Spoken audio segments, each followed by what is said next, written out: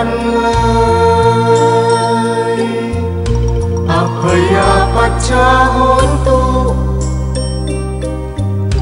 จงเป็นสุขเถิด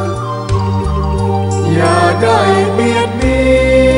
ยนซึ่งกันและกันเลยอานิฆาโหนตุจงเป็นสุขเถิดอย่าได้มีความทุกข์กายทุกข์ใจเลยสุขีอัตตานังปริหารันตุจงมีความสุขกายสุขใจ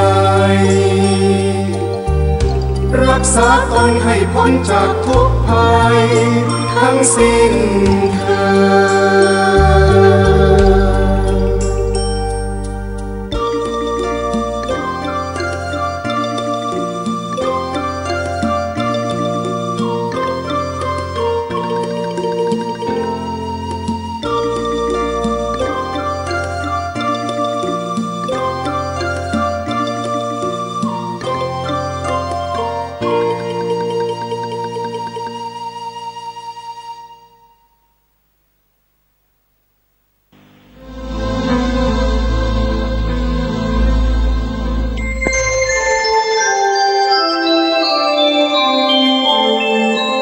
ขณะนี้ท่านกำลังฟังสถานีวิทยุกระจายเสียงพระพุทธศาสนา FM 104.5 เมกะเฮิรตซ์โยโตภควาอะระหังสัมมาสัมพุทโธพระผู้มีพระภาคเจ้านั้นพระองค์ใดเป็นพระอรหันต์ตรัสรู้เองโดยชอบแล้วสวากขาโตเยนะภะคะวะตาธัมโมพระธรรมคือศาสนาที่พระผู้มีพระภาคเจ้านั้นพระองค์ใดตรัสไว้ดีแล้วสุปฏิปันโนยะสาภะคะวะโตสาวกสังโฆพระสงฆ์คือผู้ทรงธรรมวินัยซึ่งเป็นสาวกของพระผู้มีพระภาคเจ้านั้นหมู่ใดเป็นผู้ปฏิบัติดีแล้วตามยังพระภะวันตังสัตธัมมังสัตถังธังอิเมหิตากาเรหิยาการะหังนาโรติเตหิอาภิปุณยามะข้าพระเจ้าขอบูชาอย่างยิ่งซึ่งพระผู้มีพระภาคเจ้ารอมทั้งพระศาสธรรมและพระอริยสงฆ์เจ้าทั้งหลายด้วยเครื่องสักการะเหล่านี้ข้าพระเจ้าได้ยกขึ้นปฏิสถานไว้ดีแล้วในที่อันสมควรอย่างยิ่งเช่นนี้กายุโนปันเตภะคะวาสุจิราภริพุทโธภิพระผู้มีพระภาคเจ้าพระองค์นั้นแม้ปรินิพพานนานแล้วก็ตามข้าแต่พระองค์ผู้เจริญซึ่งยังประโยชน์อันยิ่งใหญ่แด่สาธุชนทั้งหลายปาฏิมาชนกานุกรรมปมาณกาอิเมตกาเรทุกตาปนาคาภูเตปฏิคันนาโต ขอจงรับเครื่องสักการะบรรณาการของผลยากทั้งหลายเหล่านี้ด้วยเพื่ออนุเคราะห์แด่ประชุมชนผู้เกิดแล้วในภายหลังด้วยธรรมะตังทิกรตังหิตายสุขายะเพื่อเป็นประโยชน์เพื่อความสุขแก่ข้าพเจ้าทั้งหลายสิ้นกาลนานเถิดอารังสัมมาสัมพุทโธภควาพระผู้มีพระภาคเจ้าเป็นพระอรหันต์ดับเพลิงกิเลสทั้งทุกข์สิ้นเชิงตรัสรู้ชอบได้โดยพระองค์เองพุทธังภควันตังอภิวาเทมิข้าพระเจ้าอภิวาทพระผู้มีพระภาคเจ้าผู้รู้ผู้เกิดผู้เบิกบาน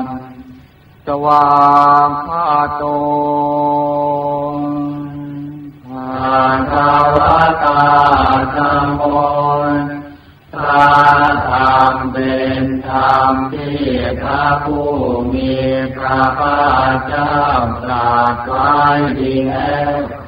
ธัมมังนัมมัสสามิข้าพระเจ้านมัสการพระธรรมสุปฏิปันโนภะคะวะโตสาวกสังโฆพระสงฆ์สาวกของพระผู้มีพระภาคเจ้าปฏิบัติดีแล้วสังฆังนะมามิข้าพระเจ้านอบน้อมพระสงฆ์ท่านธรรมยังพุทธัสสะภะคะวะโตปุปภาคณมการังกะโรมาเสนะโมตัสสะภะคะวะโตขอนอบน้อมแด่พระผู้มีพระภาคเจ้าพระองค์นั้นพระอรหันต์ซึ่งเป็นผู้ไกลจากกิเลสสัมมาสัมพุทธัสสะตรัสรู้ชอบได้โดยพระองค์เองนะโมตัสสะภะคะวะโตขอนอบน้อมแด่พระผู้มีพระภาคเจ้าพระองค์นั้นพระอรหันต์ซึ่งเป็นผู้ไกลจากกิเลสสัมมาสัมพุทธัสสะตรัสรู้ชอบได้โดยพระองค์เองนะโมตัสสะภะคะวะโตขอนอบน้อมแด่พระผู้มีพระภาคเจ้าพระองค์นั้นพระอรหันต์ซึ่งเป็นผู้ไกลจากกิเลสสัมมาสัมพุทธัสสะตรัสรู้ชอบได้โดยพระองค์เองท่านธรรมยังพุทธาภิทุติงกะโรมาเสโยโสตัสสะตะโตพระตถาคตเจ้านั้นพระองค์ใดอรหันต์เป็นผู้ไกลจากกิเลสสัมมาสัมพุทโธเป็นผู้ตรัสรู้ชอบได้โดยพระองค์เองวิชาจารณสัมปันโน เป็นผู้ถึงพร้อมด้วยวิชาและจรณะสุขโตเป็นผู้ไปแล้วด้วยดีโลกวิทูเป็นผู้รู้โลกอย่างแจ่มแจ้งอนุตตรบุริกธรรมการติเป็นผู้สามารถเป็นบุรุษที่สมควรฝึกได้อย่างไม่มีใครยิ่งกว่าตาตาเทวมนุษย์นังเป็นผู้สอนของเทวดาและมนุษย์ทั้งหลายพุทโธเป็นผู้รู้ผู้ตื่นผู้เบิกบานด้วยธรรมภควาเป็นผู้มีความจำเริญจำแนกธรรมสั่งสอนสัตว์โยอิมังโลกังสัพเพวะกังสัมมาละกังสัพพัมมะกัง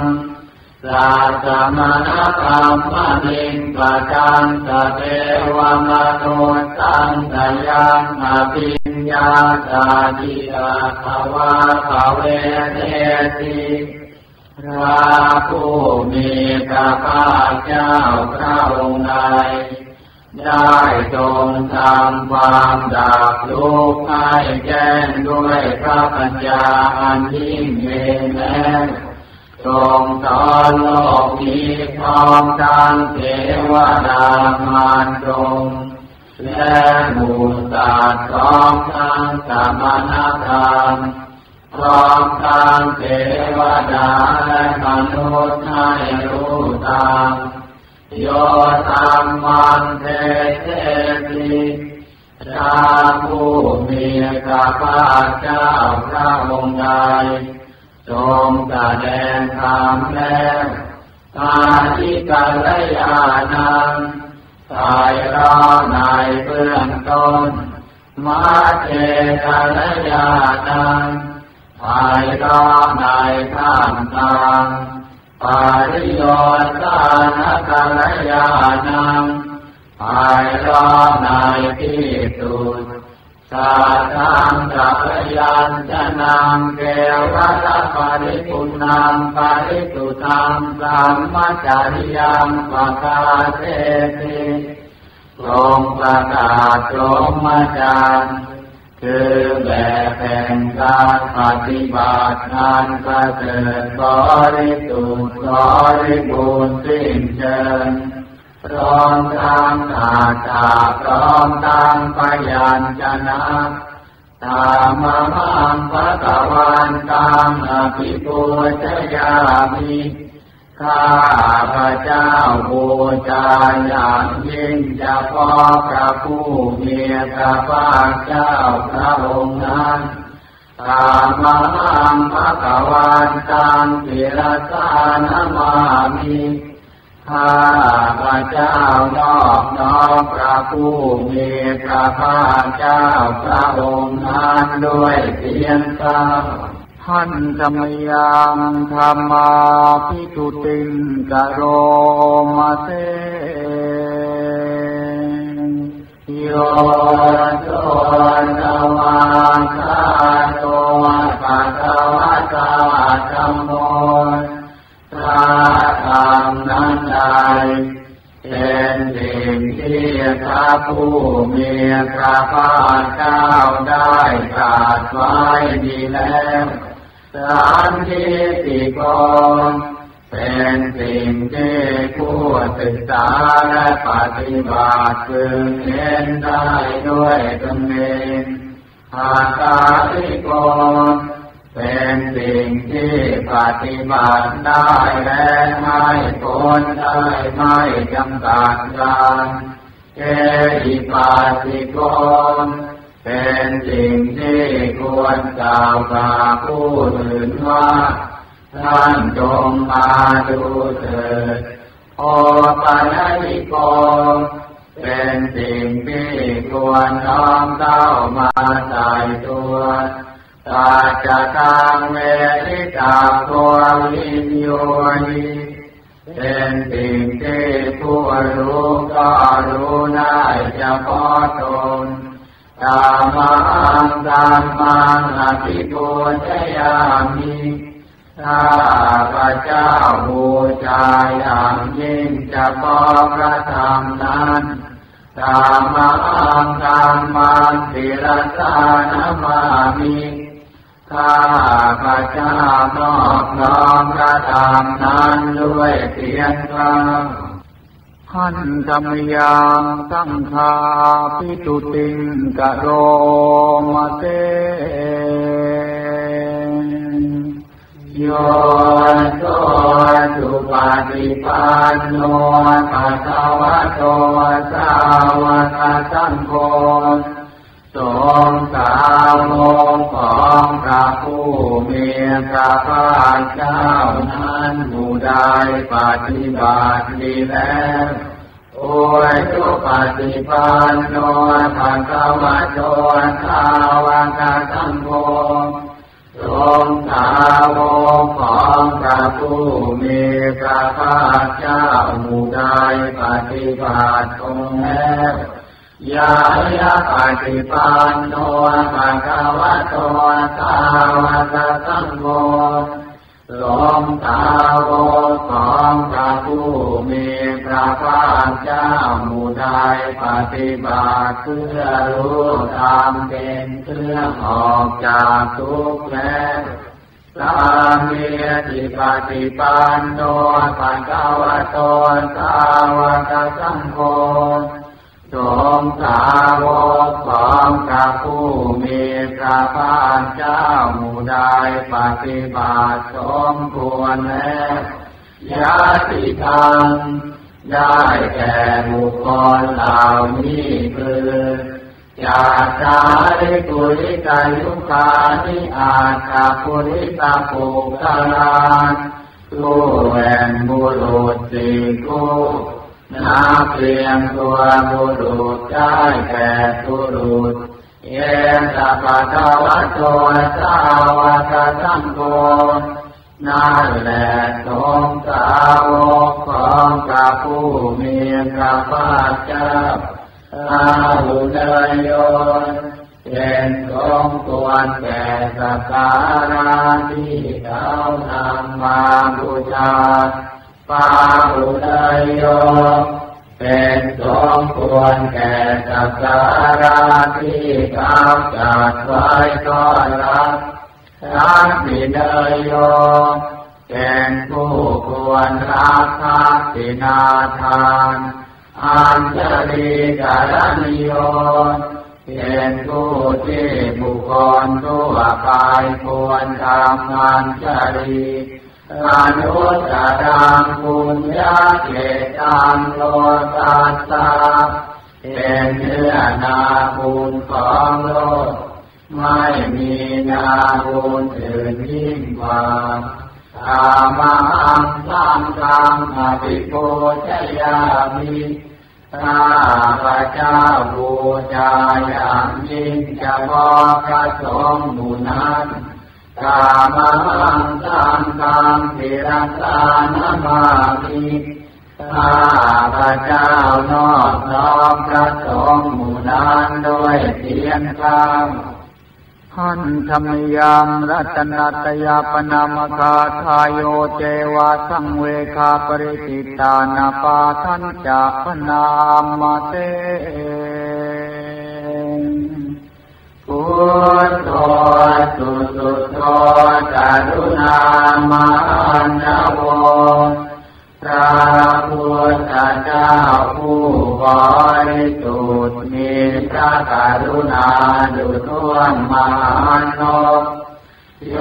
จันตตุตาภรยานโรจโนพระองค์ใดมีตาคือญาณันประเสริฐหมดจดถึงที่สุดโลกัสสะปาปุปฏิเลสกาตโกเป็นผู้ฆ่าเสียซึ่งบาปและอุปาทิเหตุของโลก วันทาภิพุทธังนะมาทะเรนะตังข้าพระเจ้าไหว้พระพุทธเจ้าพระองค์นั้นโดยใจเคารพเพื่อธัมโมปฏิโกวิยตาสัจจุโนพระธรรมของพระศาสดาสว่างรุ่งเรืองเปรียบดวงประทีปโยมัสสะปากามัสสะเพทะพิลโกจำแนกประเภทคือมรรคผลนิพพานส่วนใดโลกุตตะโรโยจัตถาทัตถิปโนซึ่งเป็นตัวโลกุตตะและส่วนใดที่ชี้แนวแห่งโลกุตตะนั้นวันทาภิธรรมังอามาทะเรนะตังข้าพระเจ้าไหว้พระธรรมนั้นโดยใจเคารพเพื่อสัมโพสุเทตาปยติเทตสันทิโตพระสงฆ์เป็นนาบุญนามยิ่งใหญ่กว่านาบุญอันดีทั้งหลายโยนิตาสันโตสุขตาทุโกสัตโกเป็นผู้เห็นพระนิพพานตรัสรู้ตามสัพพุกตบุไลโลละปะหิโนอริโยสุเมธโสเป็นผู้ละกิเลสเสื่อมโลเลเป็นพระอริยเจ้ามีปัญญาดีวันทามิสังฆานามาทะเรนะตังข้าพระเจ้าไหว้พระสงฆ์หมู่นั้นโดยใจเคารพเพื่ออิเทวะเมกันตติโกชเนยคังวัตถุทยังวันทยตาภิสัมภตังปุญญังมยายังมะมะสาภูปาทวามาโหตุเวกาสัพพาวะสิทธิยาบุญใดที่ข้าพระเจ้าผู้ไหว้อยู่ซึ่งวัตถุสามคือพระรัตนตรัยนานควรบูชายิ่งโดยส่วนเดียวได้กระทำแล้วเป็นอย่างยิ่งเช่นนี้ขออุปาสวะทั้งหลายจงอย่ามีแก่ข้าพระเจ้าเลยด้วยอำนาจความสำเร็จการเกิดจากบุญนั้นอิทาจะธาคโตโลเกอุปานโนพระตถาคตเจ้าเกิดขึ้นแล้วในโลกนี้อาระหังสัมมาสัมพุทโธเป็นผู้ไกลจากกิเลสตรัสรู้ชอบได้โดยพระองค์เองธัมโมจะเทสิโตนิยานิโกและพระธรรมที่ทรงแสดงเป็นธรรมเครื่องออกจากทุกข์อุปาทานิโกกาลิปานิโกเป็นเครื่องสงบกิเลสเป็นไปเพื่อปรินิพพานสัมโพธิภามีสุขตาภเวทิโตเป็นไปเพื่อความรู้พร้อมเป็นธรรมที่พระสุคตประทานมยันตังตามวันสุตวาเนวังชานามาพวกเราเมื่อได้ฟังธรรมนั้นแล้วจึงได้รู้อย่างนี้ว่าชาติปิทุกขาแม้ความเกิดก็เป็นทุกข์ชราปิทุกขาแม้ความแก่ก็เป็นทุกข์มรณะปิทุกขังแม้ความตายก็เป็นทุกข์โสกปาริเทวทุกขโทมานาสุปายาสาปิทุกขาแม้ความโศกความร่ำไรรำพันความไม่สบายกายความไม่สบายใจความคับแค้นใจก็เป็นทุกข์ อาภิเยติสัมปโยโนทุกข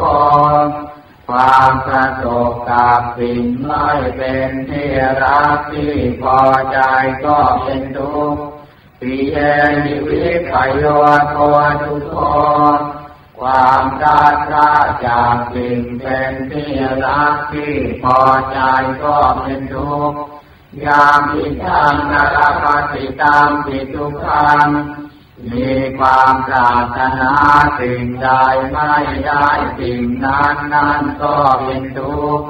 ตามที่เตนะปัญจุปาทานขันธาทุกขา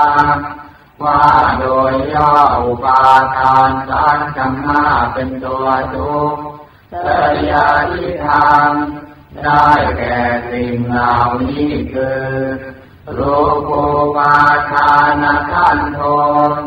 ขันธ์เป็นที่ตั้งแห่งความยึดมั่นคือรูปเวทนาปาทานขันโธขันธ์เป็นที่ตั้งแห่งความยึดมั่นคือเวทนา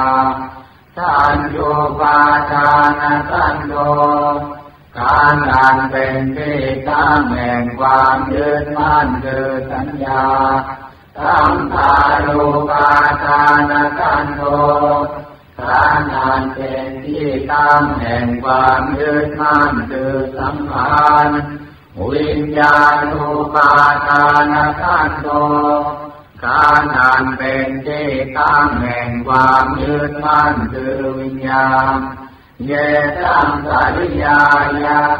เพื่อให้สาวกกำหนดรอบรู้อุปาทานทั้งเหล่านี้เองคารมาโนโตภควาจึงพระผู้มีพระภาคเจ้านั้นเมื่อยามทรงพระชนอยู่เอวังเต้าลังสาวะเทวิเนติย่อมทรงแนะนำสาวกทั้งหลายเช่นนี้เป็นส่วนมากเอวังปังคาจักนาจักภวะโต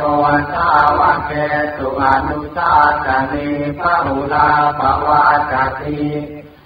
หนึ่งคำสั่งสอนของพระผู้มีพระภาคเจ้านั้น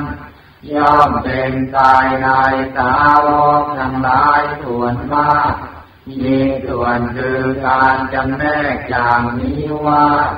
รูปังอนิจจังโลกไม่เที่ยงเวทนาอนิจจังเวทนาไม่เที่ยงสัญญาอนิจจังสัญญาไม่เที่ยงสังขาราอนิจจังสังขารไม่เที่ยงวิญญาณังอนิจจังวิญญาณไม่เที่ยงรูปังอนัตตารูปไม่ใช่ตัวตน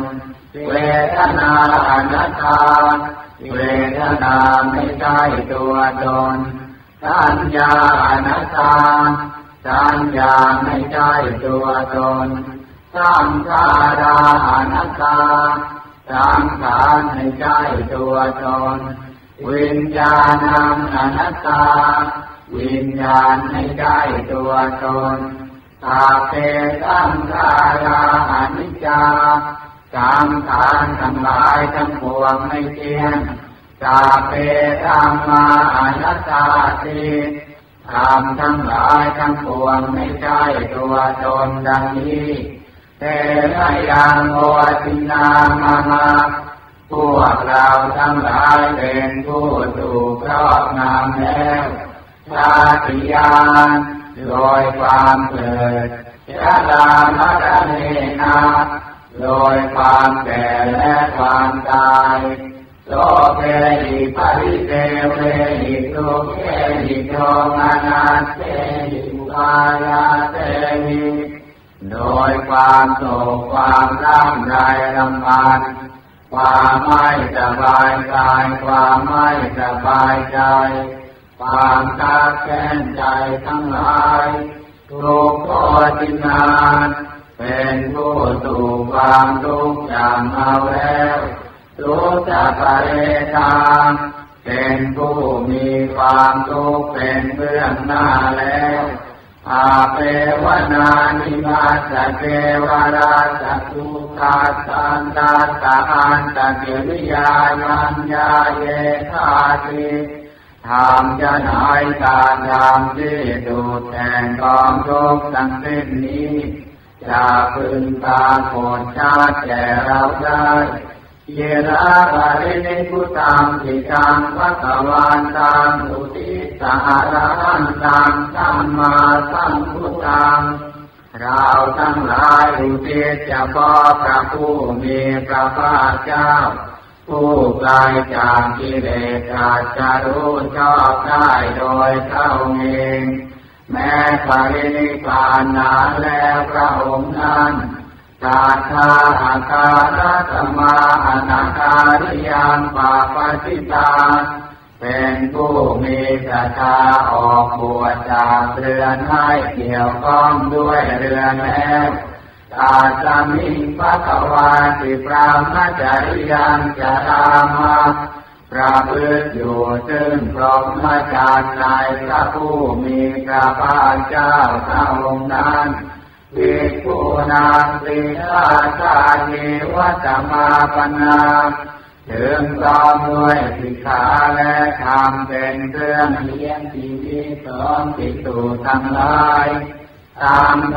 กรรมจริยามหิมาสเทวราชตุการคันตาสหันตกิริยายะอัมมาตตุขอให้พรหมจรรย์ของเราทั้งหลายนั้นจงเป็นไปเพื่อการทำที่สุดแห่งกองทุกข์ทั้งสิ้นนี้เถิดทิราภรินิพุตังทิตังภควานตังสรณังคตังเราทั้งหลายช่วยถึงแล้วซึ่งพระผู้มีพระภาคเจ้าแม้ปรินิพพานนานแล้วพระองค์นั้นเป็นสรณะธรรมันจะสังฆัญจะถึงพระธรรมด้วยถึงพระสงฆ์ด้วยกาณา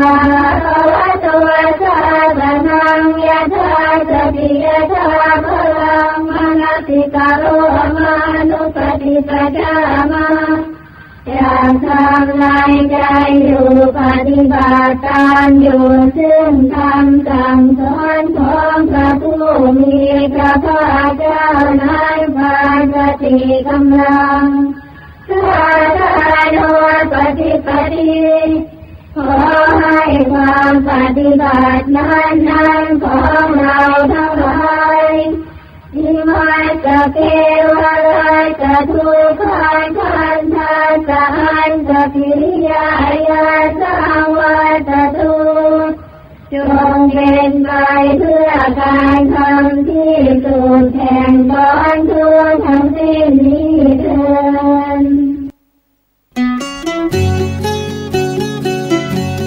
ท่านสามารถรับฟังและชมทั้งภาพและเสียงสถานีวิทยุเพื่อการศึกษาพระพุทธศาสนาและวัฒนธรรม FM 104.50 เมกะเฮิรตซ์ ทาง www.faihin.org www.lifebox.me/faihin และ www.youtube.com พิมพ์คำว่าวัดฝายหินโทรศัพท์053-810-406และ053-810-232หรือส่งข้อความมาที่ SMS 4649333มือถือทุกระบบหรือดาวน์โหลดแอปพลิเคชันพิมพ์คำว่าสมาพันธ์สื่อวิทยุพระพุทธศาสนาอาเซียนแล้วกดที่วัดฝายหินอำเภอเมืองจังหวัดเชียงใหม่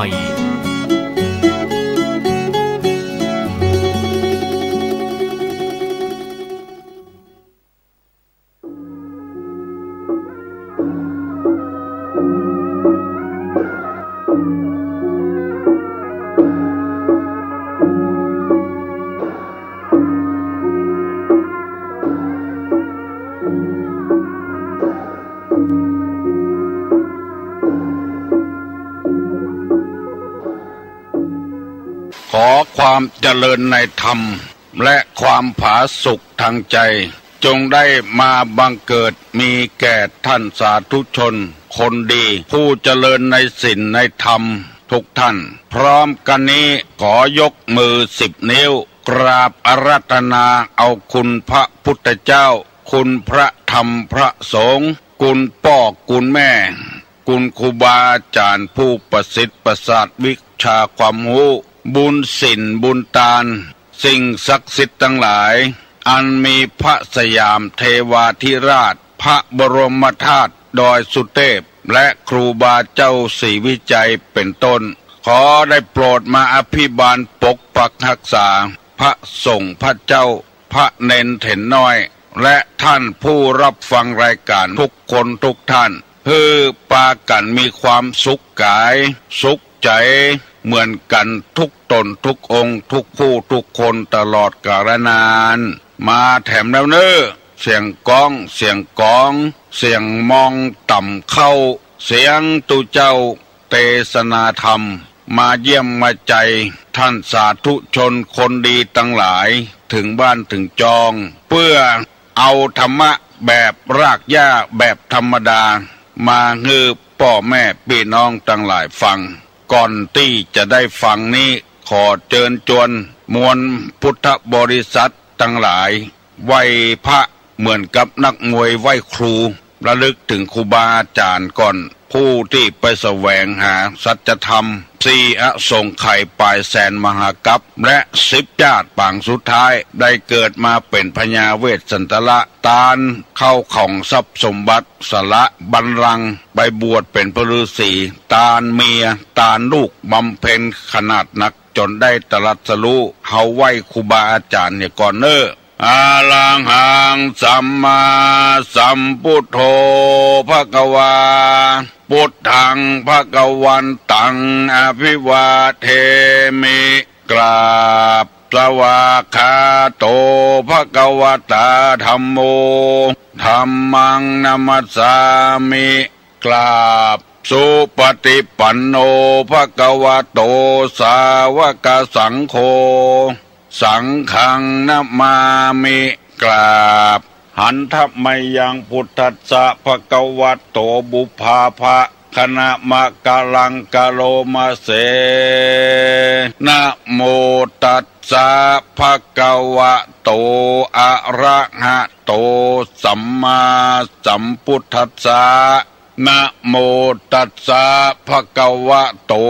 อะระหะโตสัมมาสัมพุทธัสสะนะโม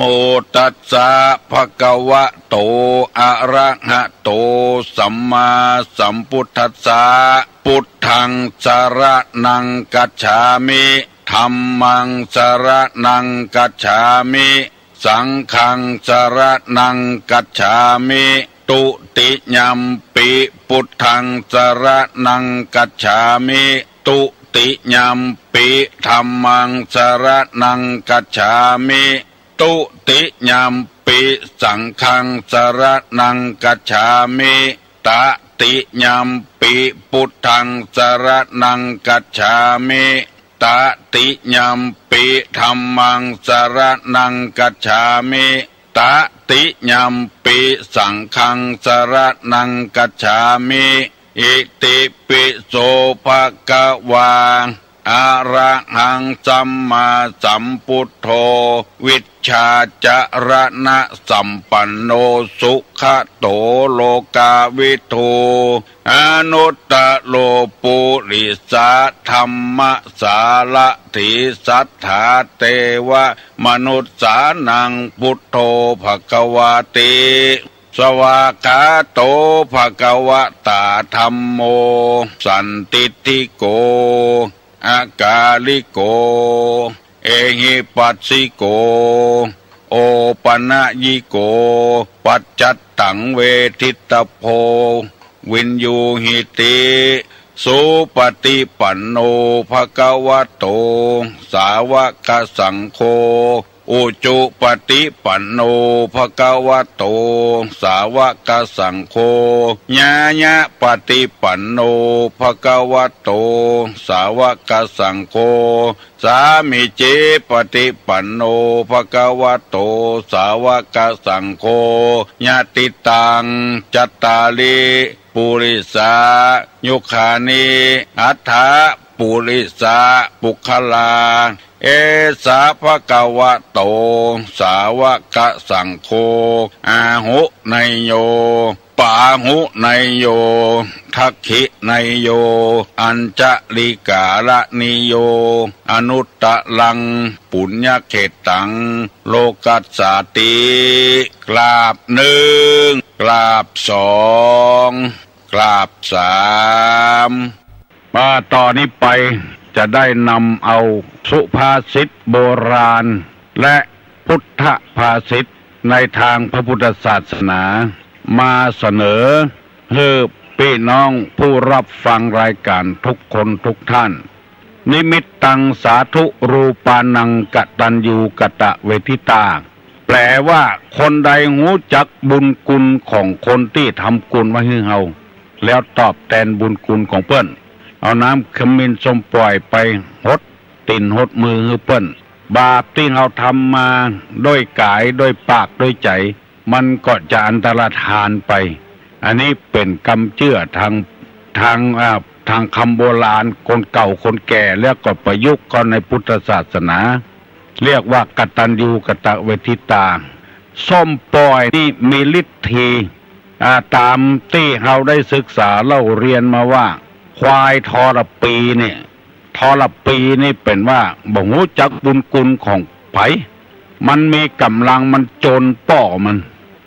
มันก็มีเจิงควิดกันไปควิดกันมามันจะการป้อมาแล้วปรากฏว่าเอาก้นไปต่ำใส่ต้นส้มปล่อยที่เราไปดำหัวนี่นะฟักส้มปล่อยตกใส่หลัง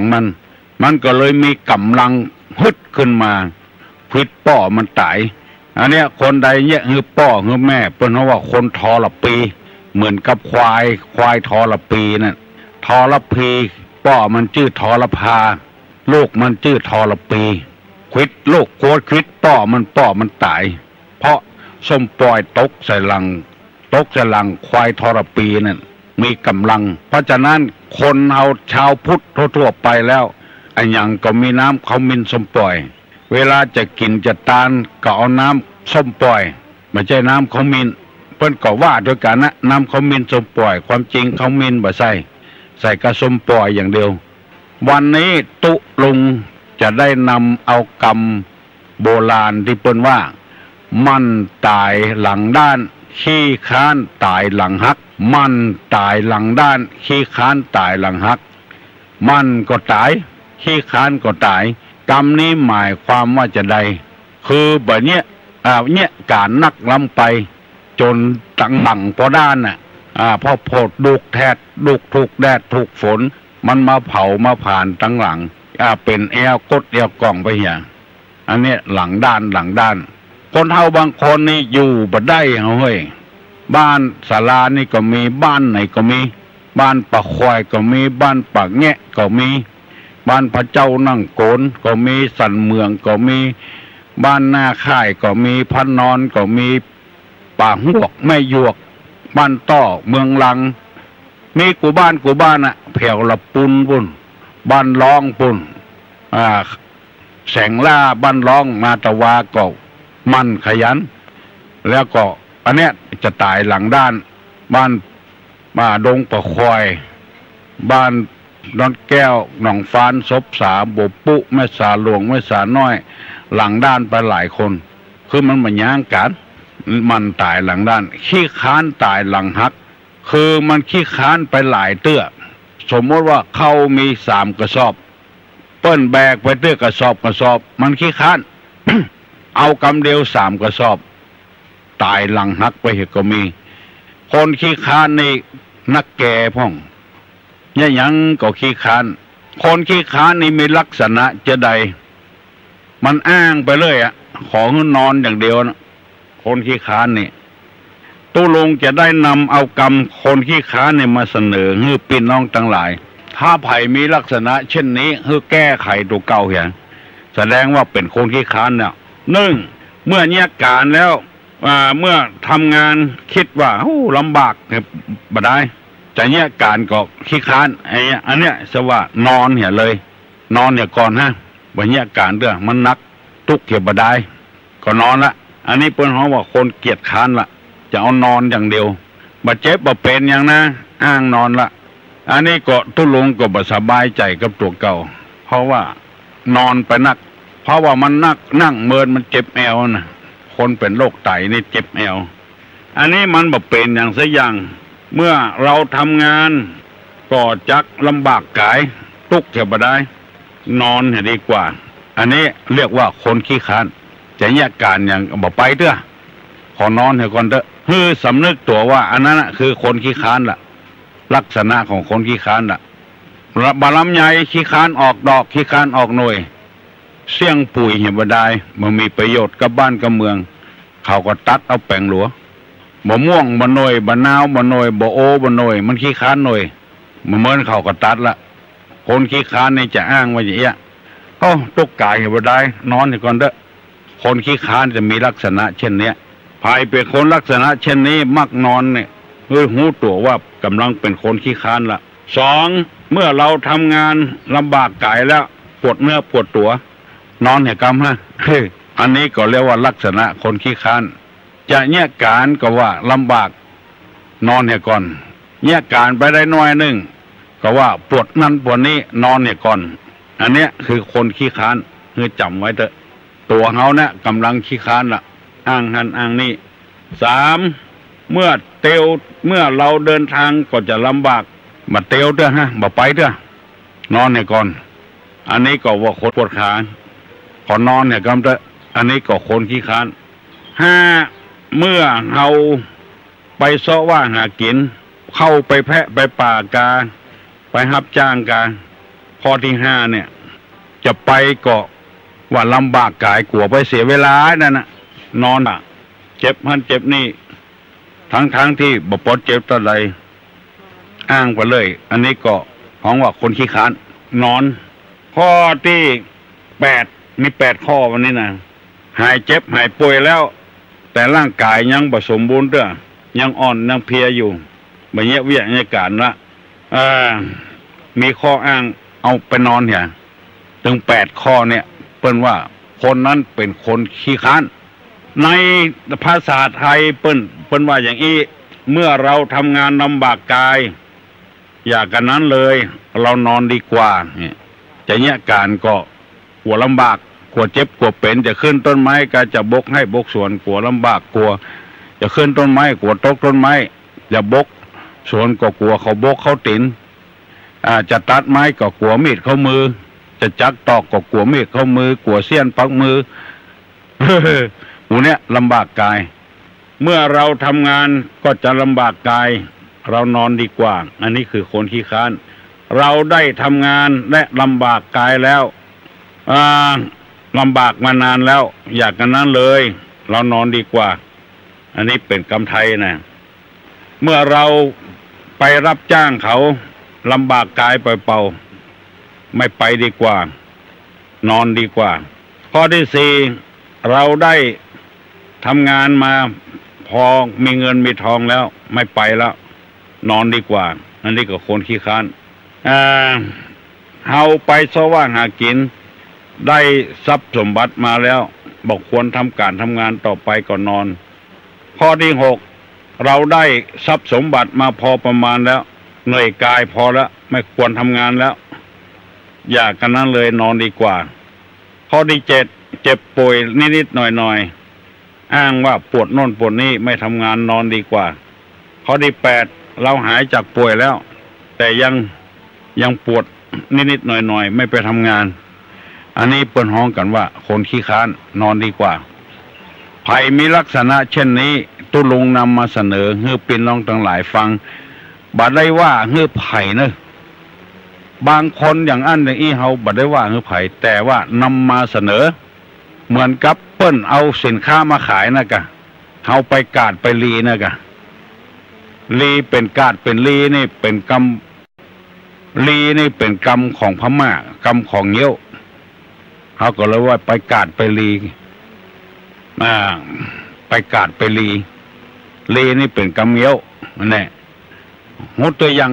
นะเอามาอู้หูฝันฟังกันเลยไปกาดไปลีไปหันเปิ้นขายกะปิน้ำปลาเกลือเฮาบ่สนใจเฮาก็เหมาเนี่ยเฮาถ้าสนใจอันใดเฮาไปซื้ออันนั้นเฮาก็เอามาเหมือนกับธรรมะที่ตุลุงนำมาเสนอมาบรรยายให้พี่น้องวงศาคณะญาติทั้งหลายฟังเนี่ยถ้าไผบ่ชอบก็บ่ทว่าอย่างกัน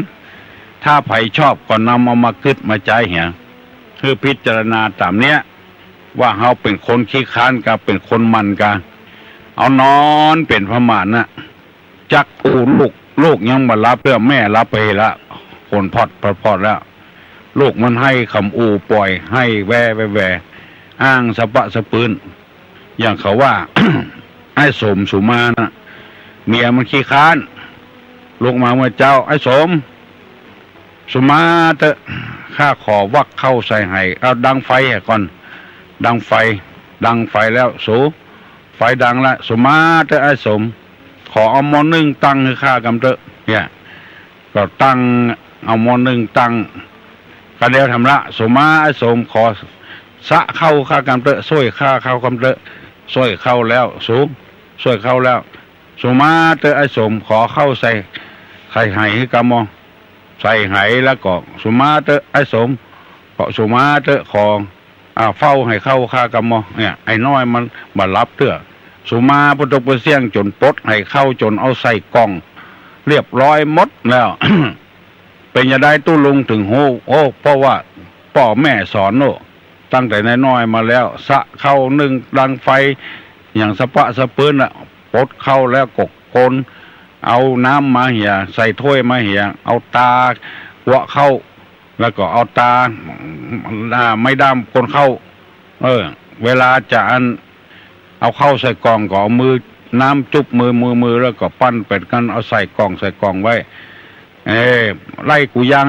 อันนี้ก็ไอ้สมก็โดนสุมากูยังเปรียวแกงเสร็จแล้วดาขันโตก็สุมาเถอะไอ้สมกินเสร็จแล้วก็สุมาเถอะไอ้สมยกขันโตขึ้นข้ากำมอสปะสปืนโอ้จนซักผ้าซักครัวก็สุมาหมดไอ้สมซักหมด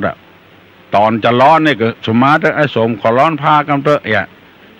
เมื่อลูนปุ่นปลายมาเนี่ยจะได้ร้อนมากันยังกับผ้าถุง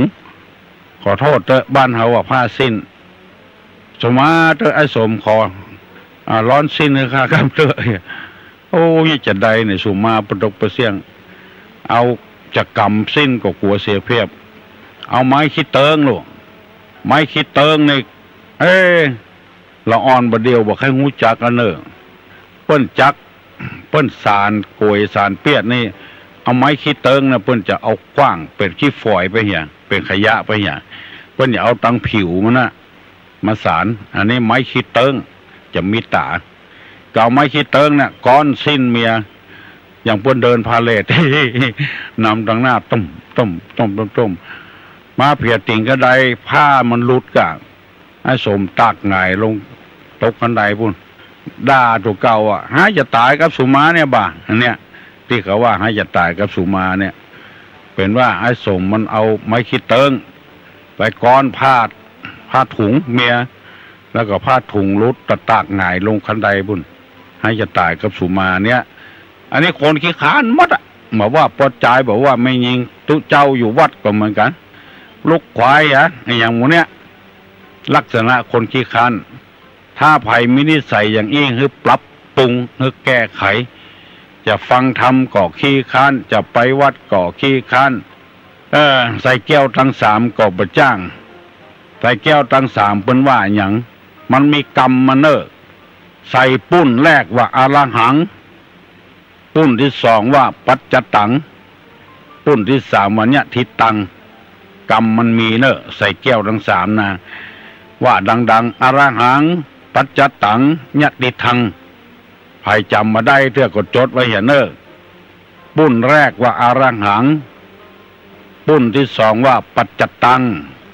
ปุ่นที่สามว่าญาติตังอรหังปัจจตังญาติตังอรหังปัจจตังญาติตังจำไว้เนอะมามีนะตู้เจ้าอวดลวกอย่างตุลุงเลยนะนำมาเสนอนำมาสอนเปิ้นมีกรรมของเปิ้นกูกรรมอ่ะอันนี้บอกเงือปีเงินน้องต่างหลายไว้ไผ่มีลักษณะอย่างอี้เนี่ยแสดงว่าเป็นคนขี้ค้านละบ่ขยันละคือปฏิบัติไปตามนี้คือหนึ่งบ่ลำบากกายจากเนี่ยการเนี่ยงานทำไปเด้อบ่กลัวลำบากบัดทีเขาออกกำลังเป็นหมู่ยังบ่กลัวลำบากมันม่วนกันก็เปิดเพลงเนี่ยจะเนี่ยอย่างอื่นนี่กลัวลำบากกายแล้วบ่เนี่ยการเอานอนเป็นพระมารนอนนักในก็บ่ดีนั่งนักก็บ่ดีเตวนักก็บ่ดีเอาหมอกปอพให้พอดีเนี่ยนอนพอให้พอดีเนี่ยนอนไกวอู่ลูกยังหมดรับแม่มันขนพอดละหมูนี่เป็นต้นจะไปลำบากกายธรรมชาติสร้างให้มันมาเนี่ยการตั้งกายเนี่ยทำไปพี่น้องทั้งหลายเป็นที่น่าสรรเสริญน่ายินดีอยู่หนึ่งคือว่าคนงานต่างดาวเนี่ยมาเนี่ยการบ้านเฮาวันร้อยซาวยังสูงกว่าวัน150คนไทยเนี่ยชอบใจคนงานต่างด้าวเพราะราคามันถูกกินเปิ้นก็บ่กินอย่างนักกันนะพริกเกลือเหี่ยกินกับข้าวไปละมีกำลังละบ่ให้บดีผู้กินไปละวัน100ซาวเนี่ยมีเงินเก็บส่งไปทางบ้านถ้าเมียมาก็ส่งไปให้ผัวมาก็ส่งให้เมียลูกมาก็ส่งให้พ่อให้แม่มาก็ส่งให้ลูกให้เต้าถ้าบ่เชื่อตุลุงลงไปถามเถอะได้ยินข่าวว่าคนที่มาขายแรงงานเนี่ยคนต่างด้าวเนี่ยมาอยู่เมืองไทยเนี่ยฟังตุลุงว่ะปากันฟังอันนี้มันบ่ใช่ต่างด้าวตัวใดบ่ใช่มันอยู่เขตพม่าแต่ว่าเปิ้นในเป็นคนเนี่ยต่ำใกล้ๆบ้านเฮาเนี่ยเมืองไงอย่างเนี้ยเมืองเจียงตุงเมืองอย่างหมู่เนี่ยบรรยากาศบ้านเฮาเปิ้นมีเงินเนี่ยเปิ้นบักคั้นตะวันฮ้อนเพ่งก็เนี่ยการอยู่กบ่หันเปิ้นเจ็บเปิ้นเป็นอะไรหยังกินเปิ้นก็บ่กินทีอย่างเฮามุลีก็บ่สูบเหล้าก็จะกินพ่องบ่กินเป๊ะปะหายอย่างเฮาอันนี้ของคือคนมั่นขยันอันนี้ในตามพุทธภาษิตเป็นว่าอย่างนี้จะไปกลัวมันลำบากจะไปกลัวมันลุกมันยากร่างกายนี่สร้างมาให้ยาการหมดข้อแขนตั้งแต่เก้าแหนี่ก็มีข้อต้วงได้ข้อศอกนี่ก็ข้อพับแล้วก็นิ้วมือแถมมีข้อแขนแถมโป้งได้นิ้วมือก็มีข้อแต่ละข้อเนี่ยเพิ่นสร้างมาให้ทำงานหมดบัดใจเป็นอาวุธอย่างสิอย่างอาวุธของคนนี่บ่มีสิอย่างควายนี่ยังมีเขาจนกันขี้กุ้งก็มีแข้งดีดกันม้าก็มีแข้งดีดกันหมูก็มีปากบุญหมาก็มีเขี้ยวเสือมีเขี้ยวมีอาวุธหมดคนนี่บ่มีอย่างเอาเป็นอาวุธมือก็บ่ใช่มือสร้างมาไว้ให้ยาการตีนก็บ่ใช่สร้างมาไว้ให้เตียวอาวุธของคนนี่ก็คือสติปัญญานะอาวุธของคนยาการวันค่ำได้น้อยคนที่ใจสมองได้นักอย่างที่ได้ยินข่าวว่าเปิ้นก่อมอบกันเปิ้นจ้างกันไปเปิ้นฮื้อคนร้อยหัวหน้าคิวเอาไปเหี่ย10 บาทแล้วก็คนได้ไปก่อมอบได้90 บาท10 บาทถ้า10 คนก็ได้100 บาทละถ้า20 คนก็ได้200 บาท30 คนก็ได้300 บาทคนกินหัวคิวแบบนี้อย่างสักอย่างได้300คนไป30 คนได้คน90 บาท90 บาทเพราะเขามันใจสมองเป็นอาวุธเพราะฉะนั้นอย่าไปลืมว่าคนเขามีตีนมีมือเป็นอาวุธอย่าไปคิดว่าอย่างนั้นนักปราชญ์อาจารย์เพิ่นว่าอาวุธของคนก็คือมันสมองคนที่มีมันสมองเนี่ยรวยเว้ย แล้วก็จนโวยตัวเหมือนกันเพราะฉะนั้นตีนมือเนี่ยใจไปจะไปอ้างว่าปวดหั่นปวดนี่มันถึงมียารักษาโรคอยู่คนลักษณะเช่นนี้เป็นคนมันสองเมื่อได้ทำงานลำบากกายแล้วก็อย่าไปนอนมันฝึกไปมันถึงคล่องไปคนเดียวเมื่อหดทีนี่จะมีน้อยปวดหั่นปวดนี่เงินไปมันเกยไปมันก็จะหายไปเพื่อแก้ด้วยวิธีเนี้ยเมื่อเอาเตียวตังจะเตียวตังกับบ่เตียวลำบากเอารถไปรถทิพย์ก็ลำบากเอารถเครื่องไปหมู่เนี้ยมันย่ามไปเห็นแล้วเตียวบ่ได้แล้วเพราะฉะนั้นบ่ให้พอดีเสี่ยงกันน้ำมันรถก็เตียวไปในบ่ฮื้อใจจ่ายสุรุ่ยสุร่ายเมื่อเตียวไปแล้วอ่อนไปให้พอดีเตียวไปแถมมันเข้ามันก็จะหายไปคนเดียวมันคล่องมันชำนาญไปแล้วเมื่อเอาไปรับจ้างมันบ่ได้จะไปฟังนอนเถอะไปแถมเมื่อไปได้ไปแล้วเหนื่อยกายก็ไปแถมเหมือนเข้าก็ได้คนเดียวเมื่อได้ของมาแล้วเฮือเอามาแถมจะไปฟังนอนกินนั่งกินเถอะเจ้าบ้านเจ้าจองไผ่ก็ตามเถอะได้แล้วได้แถมมันเปาะบางรายนี่ได้สตางค์มาแล้วรับเงินเดือนมาแล้ว2 วันแรก3 วันแรกต้นเดือนบอกไปเถอะสตางค์พอจะหมดไปแถมมันเหมือนกับน้ำที่อยู่ในหม้อตักไปเรื่อยๆมันบ่ออกมันเหมือนน้ำในบ่อนี่มันออกบ่อมาแถมมันไผ่มาตักมันก็บ่แห้งสะเตื้อเป็นห้องน้ำบ่อจุ่มทรายคนเฮารายได้ก็เหมือนกันได้แล้วมันนอนกินเนี่ยบรรยากาศงานแล้วมันบ่มีอย่างมาตุ้มมันเหมือนน้ำออกบ่อเหมือนกับน้ำอยู่ในหม้ออยู่ในหม้อนี่ตักออกเท่าใดมันก็เสี่ยงตัวอันรายได้ของเรามีเท่าใดก็พยายามให้มันได้แถมเพิ่มเติมเสริมต่อขึ้นมาแถมการศึกษาเล่าเรียนก็จะไปย่างดูหนังสือไปอ่านหนังสือไปเมื่อเจ็บเป็นมาให้พอดีเนี่ยการได้ก็เนี่ยการเหียเมื่อหายจะเนี่ยการรับพอจะไปได้ก็ไปเนี่ยถ้ามันย่างคือมันหายมิตรจะก้อยไปมันไม่ได้อันนี้ตุลุงนำมาเสนอเนอะวันปากปีวันนี้นะลองพิจารณาพอเถอะจะไปเป็นคนขี้ค้านยะการมันตายหลังด้านขี้ค้านตายหลังฮัก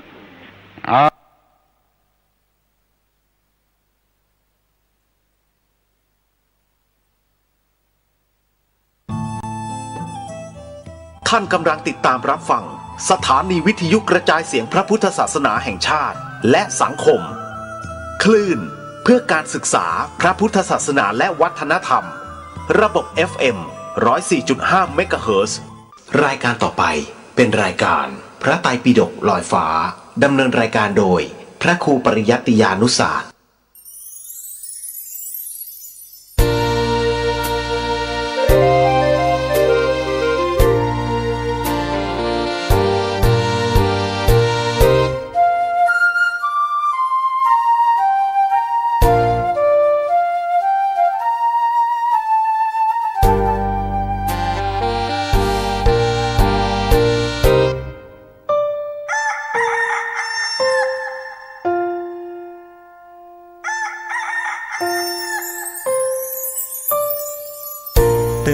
เธอชี้เท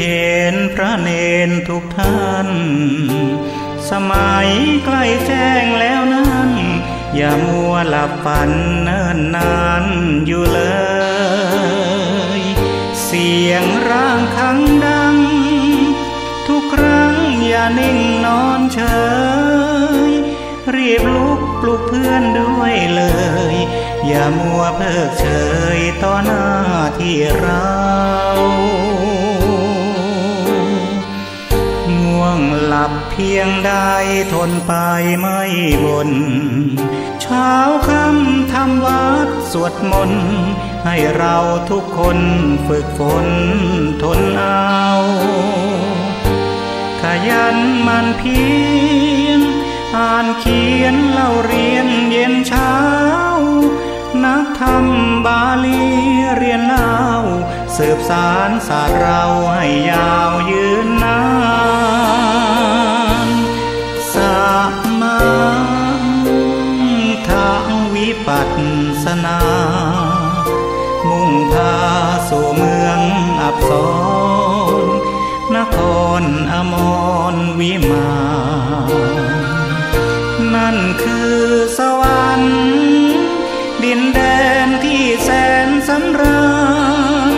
สุขสมรื่นรมโอรานและสู่นิพพานสุขสารอุรา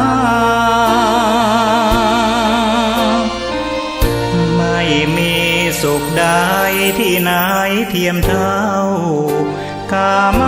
สุขทางโลกเล่าไม่เทียมเทียบเราเข้าภาวนาอบรมกายใจให้หมดกิเลสตัณหาตามแนวธรรมพระสัมมาเป็นสุขสถาพรตลอดกาล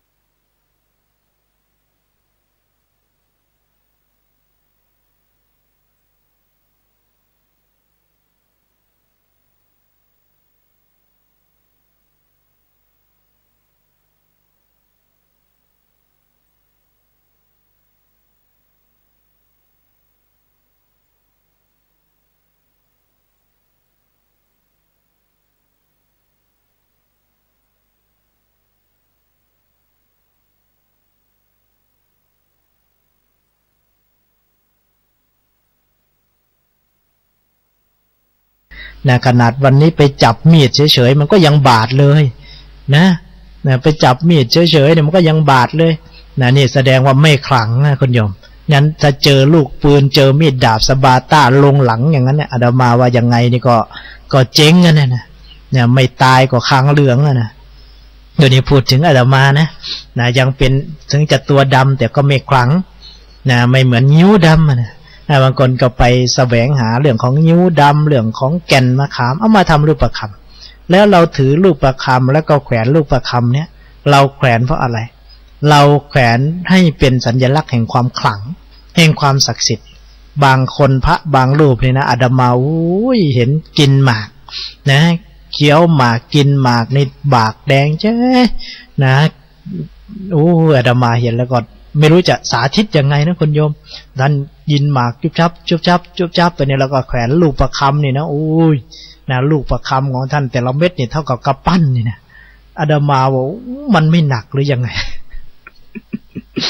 นั่นเนี่ยเดินหลังกงไม่ก็มีไอ้ที่หลังกงนี่ไม่ใช่อะไรนะไอ้หลังกงนี่เพราะมันหนักลูกประคำอาตมาว่าเขายิงมานั่นถ้าเกิดว่ามันไม่เข้าตัวท่านก็ที่มันขลังไม่ใช่ขลังอะไรหรอกมันมาติดลูกประคำนะมันติดลูกประคำมันก็เลยเข้าไม่ถึงร่างกายถ้ามันจะขลังนะแต่ว่าที่สำคัญอาตมาว่าถ้าเกิดวิ่งหนีอะไรเนี่ยมันจะไม่ทันเขานะมันจะไปหนักลูกประคำตายก่อนนะเพราะฉะนั้นในพระจีนที่เขาถือลูกประคำไปมาเขาไม่ได้ถือให้มันขลังนะแต่ว่าเขาถือเพื่อสะดวกในการสวดมนต์นะเพราะเขามีคติในการนับมหายานบางนะส่วนใหญ่แล้วเขาเน้นทางด้านของการสวดนะเขาภาวนาเรื่องของการสาธยายเขาจะเน้นไปทางด้านของการสาธยายอย่างบทบางบทเนี่ยเขากำหนดไว้เลยว่าจะสวดให้ได้108 บทนะดังนั้นลูกประคำส่วนใหญ่เขาจึงทำออกมาเป็น108นะเพราะว่าเขาสะดวกในการนับได้1 รอบก็เป็น108นะก็สะดวกในการนับสะดวกในการสวดของเขาในแต่ละจบแต่ละบทเพราะนั้นเขาไม่ได้เขาเรียกว่าลูกประคำเนี่ยเขาประยุกต์มาจากลูกคิดนะ นะตัวดีดตัวคิดเนี่ยเราจะเห็นว่าคนจีนที่เขาคิดเนี่ยนะไอตัวลูกคิดเนี่ยมันเกิดขึ้นมาจากประเทศจีนคนจีนเขาถนัดในการคิดเขาไม่ใช่เครื่องคิดเลขอ่ะนะบางคนใช้ลูกคิดเนี่ยเร็วกว่าเครื่องคิดเลขหลายเท่าเลยเพราะเขามีความชำนาญการเพราะนั้นลูกคิดเนี่ยเราจะให้พระจีนไปถือลูกคิดนับเนี่ยมันก็จะเทอะทะเกินไปเพราะมันไม่ได้มีการบวกลบคูณหารนะเขาก็ประยุกต์จากลูกคิดมาเป็นลูกประคำนะเอามาร้อยเป็นสายแล้วก็นับกันนะเขาไม่ได้มีการไปปลุกไปเสกไม่ได้มีการเป็นนั่งปกให้มันคงมันขังเอามาแจกกันเนี่ยเหมือนกับทุกวันเนี่ยนะแต่ว่าพระไทยของเราเนี่ยฉลาดเหลือเกินนะฉลาดไม่รู้จะฉลาดยังไงมาทำให้มันเป็นของโครงของขังเอามาให้ก้อยแก้นค่อยคออาตมาว่ามันน่าอายมหายานเขานะมันน่าอายฝ่ายที่เราเรียกว่าเขาไม่ได้เคร่งทางด้านพระวินัยเคร่งอะไรเนี่ยนะแต่ว่าเขากับมีปัญญามากกว่าเราเขามีจุดมุ่งหมายยิ่งกว่าเราแต่เราไปก๊อปปี้เขามากับมาทำเป็นผิดจุดมุ่งหมายกับเขามาถือเหมือนเขามาแขวนเหมือนเขาแต่ว่ากลับมาใช้ต่างเขานี่นะมันยังไงอยู่และที่สำคัญนี่เขาไม่ได้มีประหลักฉีกเขาไม่ได้มีเหรียญนั่นเหรียญนี่เอามาห้อยเหมือนกับพวกเรางั้นในเรื่องของการที่ว่าสัตตบุรุษนี่คุณโยมนะสัตตบุรุษเนี่ยไม่ใช่ว่าเป็นพระนะไม่ใช่ว่าเป็นคนจบด็อกเตอร์นะทางด้านมหาลัยทางโลกเขามานะมหาลัยคำแหงมหาลัยจุฬาแม้แต่นะจุฬาลงกรณราชวิทยาลัยเองก็ดีมหามงกุฎราชวิทยาลัยเองก็ดีนะหรือจบปทปท9อันนั้นมันเป็นเรื่องความรู้นะความรู้เหล่านี้เนี่ยมันเกิดขึ้นจากความเพียรพระพุทธเจ้าเรียกว่าคนมีสุตตะถามว่ามันดีไหมผู้ที่มีพหุสุตตะนะผู้ที่มีสุตตะมากพระพุทธเจ้าก็ทรงสรรเสริญเส้นเดียวกันนั่นตัวนั้นเป็นทางแรกนะที่จะทำให้เกิดปัญญาเกิดขึ้นมาแต่ตัวนี้เนี่ยเราพูดถึงว่าสัตตบุรุษนะที่บอกว่าคบหาสัตตบุรุษเนี่ยบางคนอาจจะไม่ได้เรียนแม้แต่ทั้งกอไก่ขอไข่แต่คนนั้นก็อาจจะเป็นสัตตบุรุษก็ได้นะทำไมจึงไม่ได้เรียนกอไก่ขอไข่เป็นสัตตบุรุษได้ล่ะอาตมานะบอกว่าให้คนจบปริญญาตรงปริญญาตรีเนี่ยไปเข็นฝ้ายให้กับคนที่ไม่ได้จบปริญญาตรงปริญญาตรีนี่นะลองไปเข็นดูอาตมาเนี่ยบางสิ่งว่าอย่าภูมิปัญญาของคนเนี่ยนะมันยิ่งกว่าอัลเบิร์ตไอน์สไตน์นะว่านะภูมิปัญญาของชาวบ้านนะของคนสมัยแต่ก่อนที่ไม่ได้ร่ำเรียนวิชาการอะไรมาเลยไม่ได้มีทฤษฎีในการเข็นฝ้ายไม่ได้มีเรื่องของการเรียนเย็บปักถักร้อยอะไรมาหรอกนะกรรมวิธีในการผลิตเนี่ยแต่เขาสามารถที่จะคิดว่านะดอกฝ้ายเนี่ยอาตมาว่าใครเป็นคนคิดคนแรก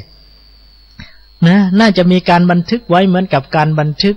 เซอร์เอดิสันซึ่งเป็นคนผลิตดอกไฟได้คนแรกหน่อยนะไอ้คนที่เป็นต้นคิด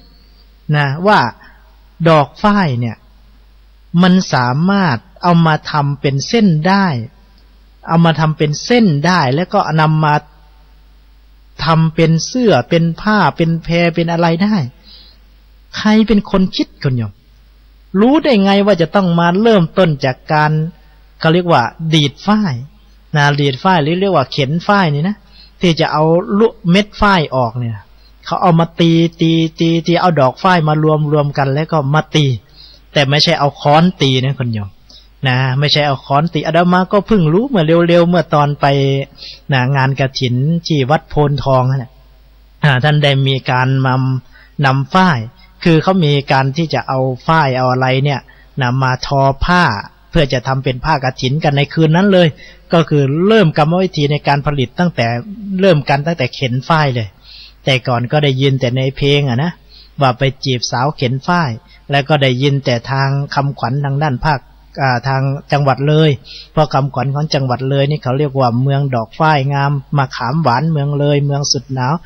สุดเขตชายแดนไทยเมืองทะเลภูเขาสุดหนาวในสยามนั่นเป็นคำขวัญของจังหวัดเลยแต่เดี๋ยวนี้เนี่ยอาตมาได้ไปคุยกับหน่วยข้าราชการคุยกับผู้ว่าทางด้านจังหวัดเลยบอกว่าต่อไปเนี่ยจังหวัดเลยอาจจะได้เปลี่ยนคำขวัญนะ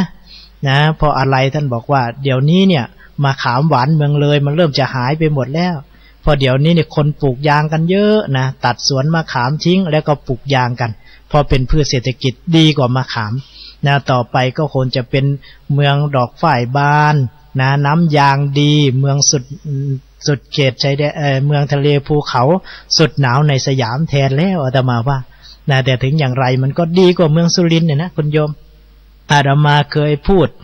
ว่าคำขวัญสุรินทร์เนี่ยน่าจะได้เปลี่ยนกันใหม่นะพอเปลี่ยนไปเปลี่ยนมานี่มันยังไม่ตรงกับความเป็นจริงของเมืองสุรินทร์เท่าไหร่แล้วก็มีคนถามว่าเอาแล้วถ้าจะเปลี่ยนนี่จะเปลี่ยนยังไงอาตมาก็บอกว่าเปลี่ยนเป็นสุรินทร์ถิ่นช้างใหญ่นะผ้าไหมขาดผักกาดเน่าขี้เหล้าเยอะเนี่ยมันเยอะจริงๆคุณโยมงานแต่ละงานเนี่ยเดินไปไหนมาไหนนี่สมชื่อเมืองสุรินทร์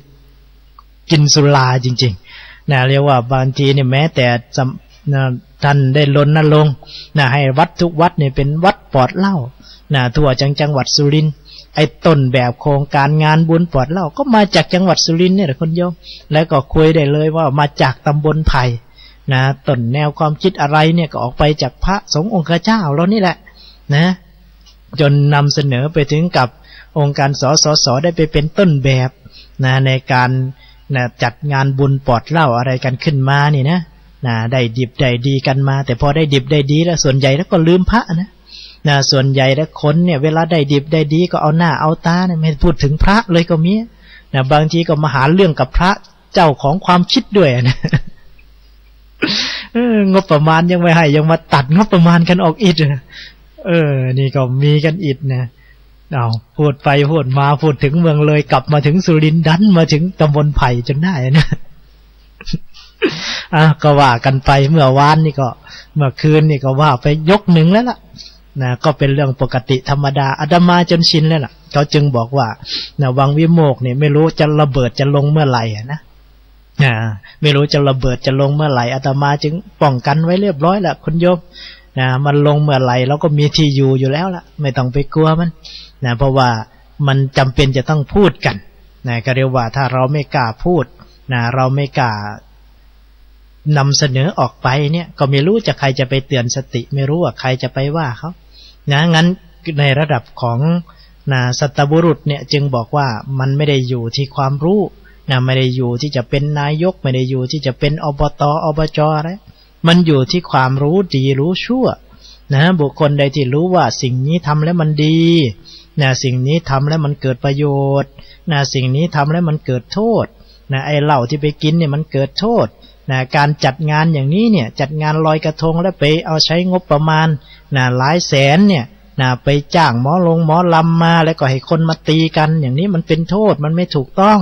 มันเป็นการพัฒนาแบบเชิงลบการไปจัดบุญบั้งไฟใช้งบประมาณเป็นล้านเนี่ยอย่างนี้มันเป็นการพัฒนาแบบเชิงลบมันเป็นการรักษาวัฒนธรรมแบบผิด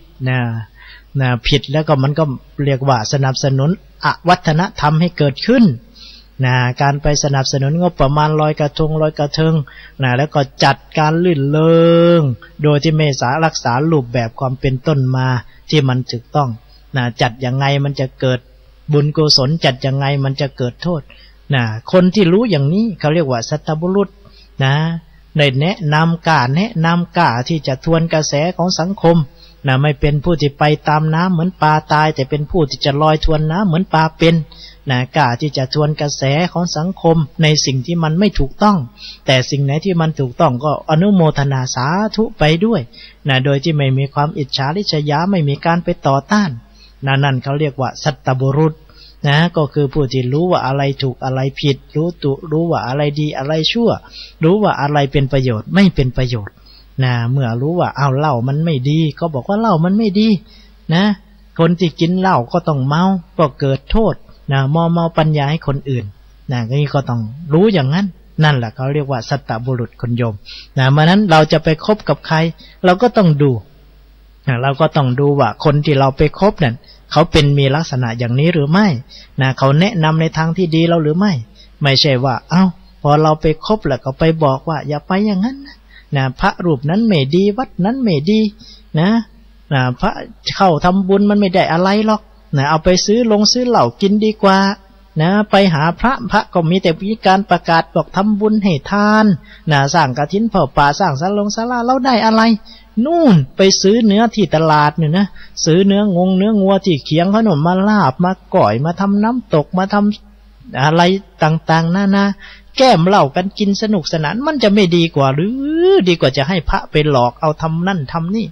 นี่อย่างนี้เนี่ยก็ได้ถ้าเราไปคบอย่างนี้เนี่ยก็แสดงว่ามันเป็นสัตบุรุษแล้วไม่ใช่สัตบุรุษนะเขาเรียกว่าไม่รู้ว่าบุญมันเป็นยังไงไม่รู้กุศลเป็นยังไงนะไม่รู้บาปไม่รู้ชั่วนะอย่างนี้ก็ใช้ไม่ได้นะหรือบางทีเราไปคบหาไปคบเกี่ยวค้าสมาคมนะก็ทำให้เราเนี่ยเกิดความเดือดเนื้อร้อนใจพาเราไปเล่นการพนันนะพาเราไปตีไก่พาเราไปกินเหล้าพาเราไปเมายาพาเราไปเกือกกลัวกับอบายมุขนะหรือไม่ก็พอเราไปคบแล้วก็พูดนะชักชวนแต่นินทาคนนู้นนินทาคนนี้นะนินทาไล่มาตั้งแต่ลูกเขยนะลูกสะใภ้ไล่มาจนสามีไล่มาจนภรรยานะแล้วก็มาจบลงอยู่ที่พระนะพระไปวัดนั้นพระเป็นอย่างนี้พระรูปนี้เป็นอย่างนั้นนะเชื่อนะเชื่อฉันเลยนะ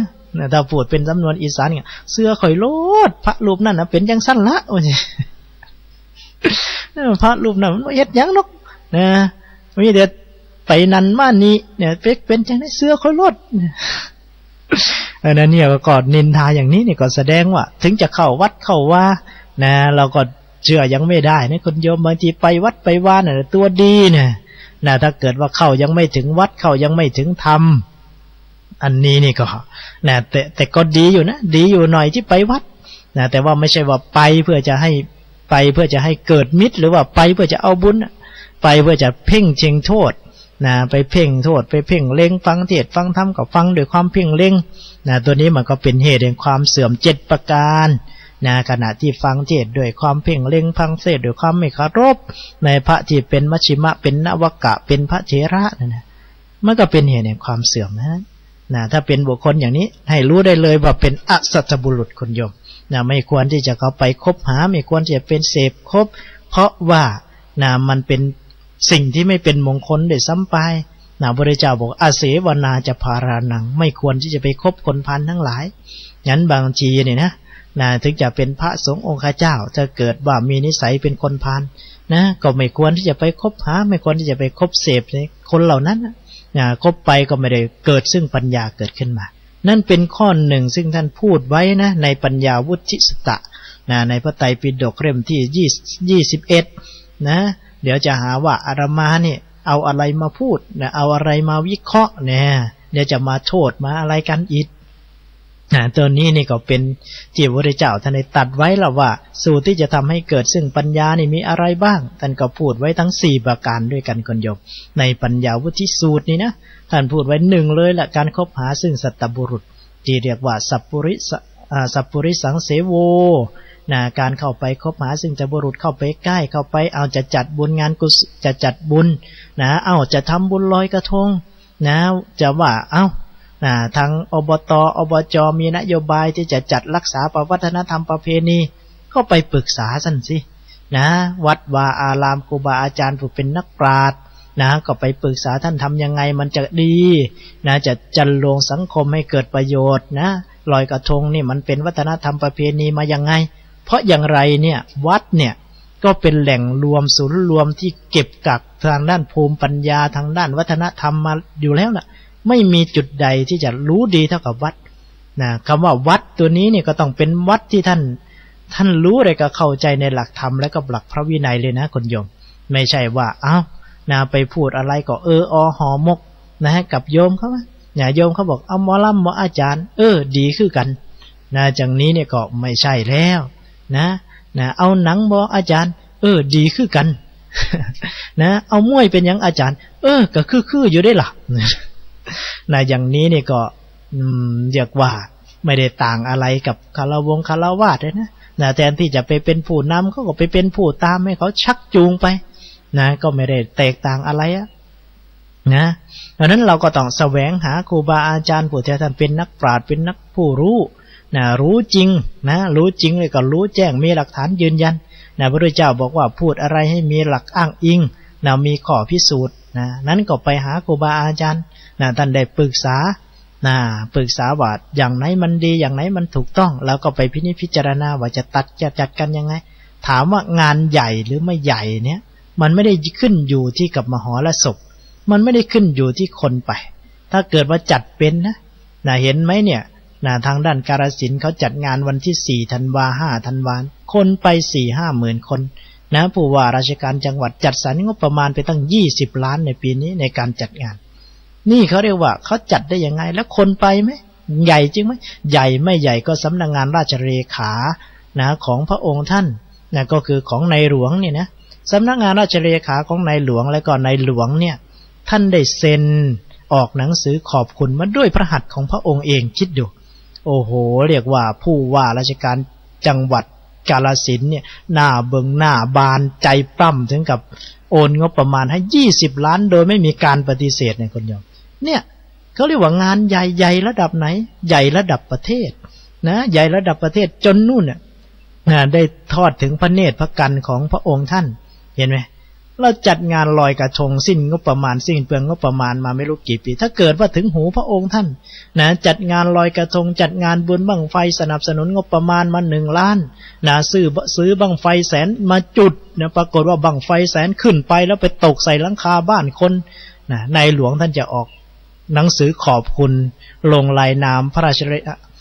พระหัตถ์ของพระองค์เองมาไม่คนโยมไม่มีจัดกันมากี่ปีจัดยิ่งใหญ่ขนาดไหนยะโสบุญบั้งไฟกตะการตาท่านได้นักปราชญ์ท่านได้สรรเสริญเยินยอไหมเพราะฉะนั้นคนที่เป็นเราเรียกว่าเป็นพวกขี้เหล้าเป็นพวก พวกไม่รู้อิโหนอิเหนอะไรเนี่ยนะ คนไม่รู้อิโหนอิเหนอะไรเนี่ยเขาเรียกว่าเป็นอันธพาลเนี่ยจะไปสรรเสริญขนาดไหนจัดงานดีวันนี้ตำบลเราอำเภอเราจัดงานได้ยิ่งใหญ่จักการตามีหมอร้องหมอลำคณะใหญ่โตมาเล่นมาอะไรอย่างนี้เนี่ยเขาเรียกว่าพวกอันธพาลไปสรรเสริญให้เป็นคนมาสรรเสริญเป็นร้อยเป็นแสนเป็นพันก็ไม่ได้มีความดีอกดีใจอะไรละคนโยมเขาว่าสู้นักปราชญ์ตำหนิเพียงคนเดียวนี่นะที่พูดเนี่ยไม่ใช่ว่าอาตมาเป็นนักปราชญ์นะ อาตมาน่าจะเป็นนักเชือดเฉือนเนี่ยไม่ใช่นักปราชญ์ธรรมดานะอาจจะเป็นนักเชือดเฉือนเนี่ยนะที่พูดนี่ไม่ใช่ตัวอาตมานะแต่ว่าเนี่ยเอาคำของพระพุทธเจ้าท่านมาพูดคำว่าพระพุทธเจ้ามาพูดนี่ก็ไม่ใช่ว่าพูดเหมือนอาตมาพูดนะแต่ว่าหลักธรรมของพระพุทธเจ้าที่ท่านบอกไว้อย่างนี้ว่านักปราชญ์ที่สรรเสริญนักปราชญ์สรรเสริญเพียงคนเดียวนี่ก็สุดยอดเลยคนโยมนั้นให้นายหลวงเนี่ยนายหลวงนี่เรายกย่องท่านพระองค์ท่านได้อย่างไม่ขัดไม่เขินว่าท่านเป็นระดับนักปราชญ์สิ่งที่ท่านตัดออกมาพระราโชวาทล้วนแต่ถอดออกมาจากพระไตรปิฎกทั้งนั้นแม้แต่เรื่องเศรษฐกิจพอเพียงพระพุทธเจ้าตัดมา 2,500 กว่าปีแล้วคุณโยม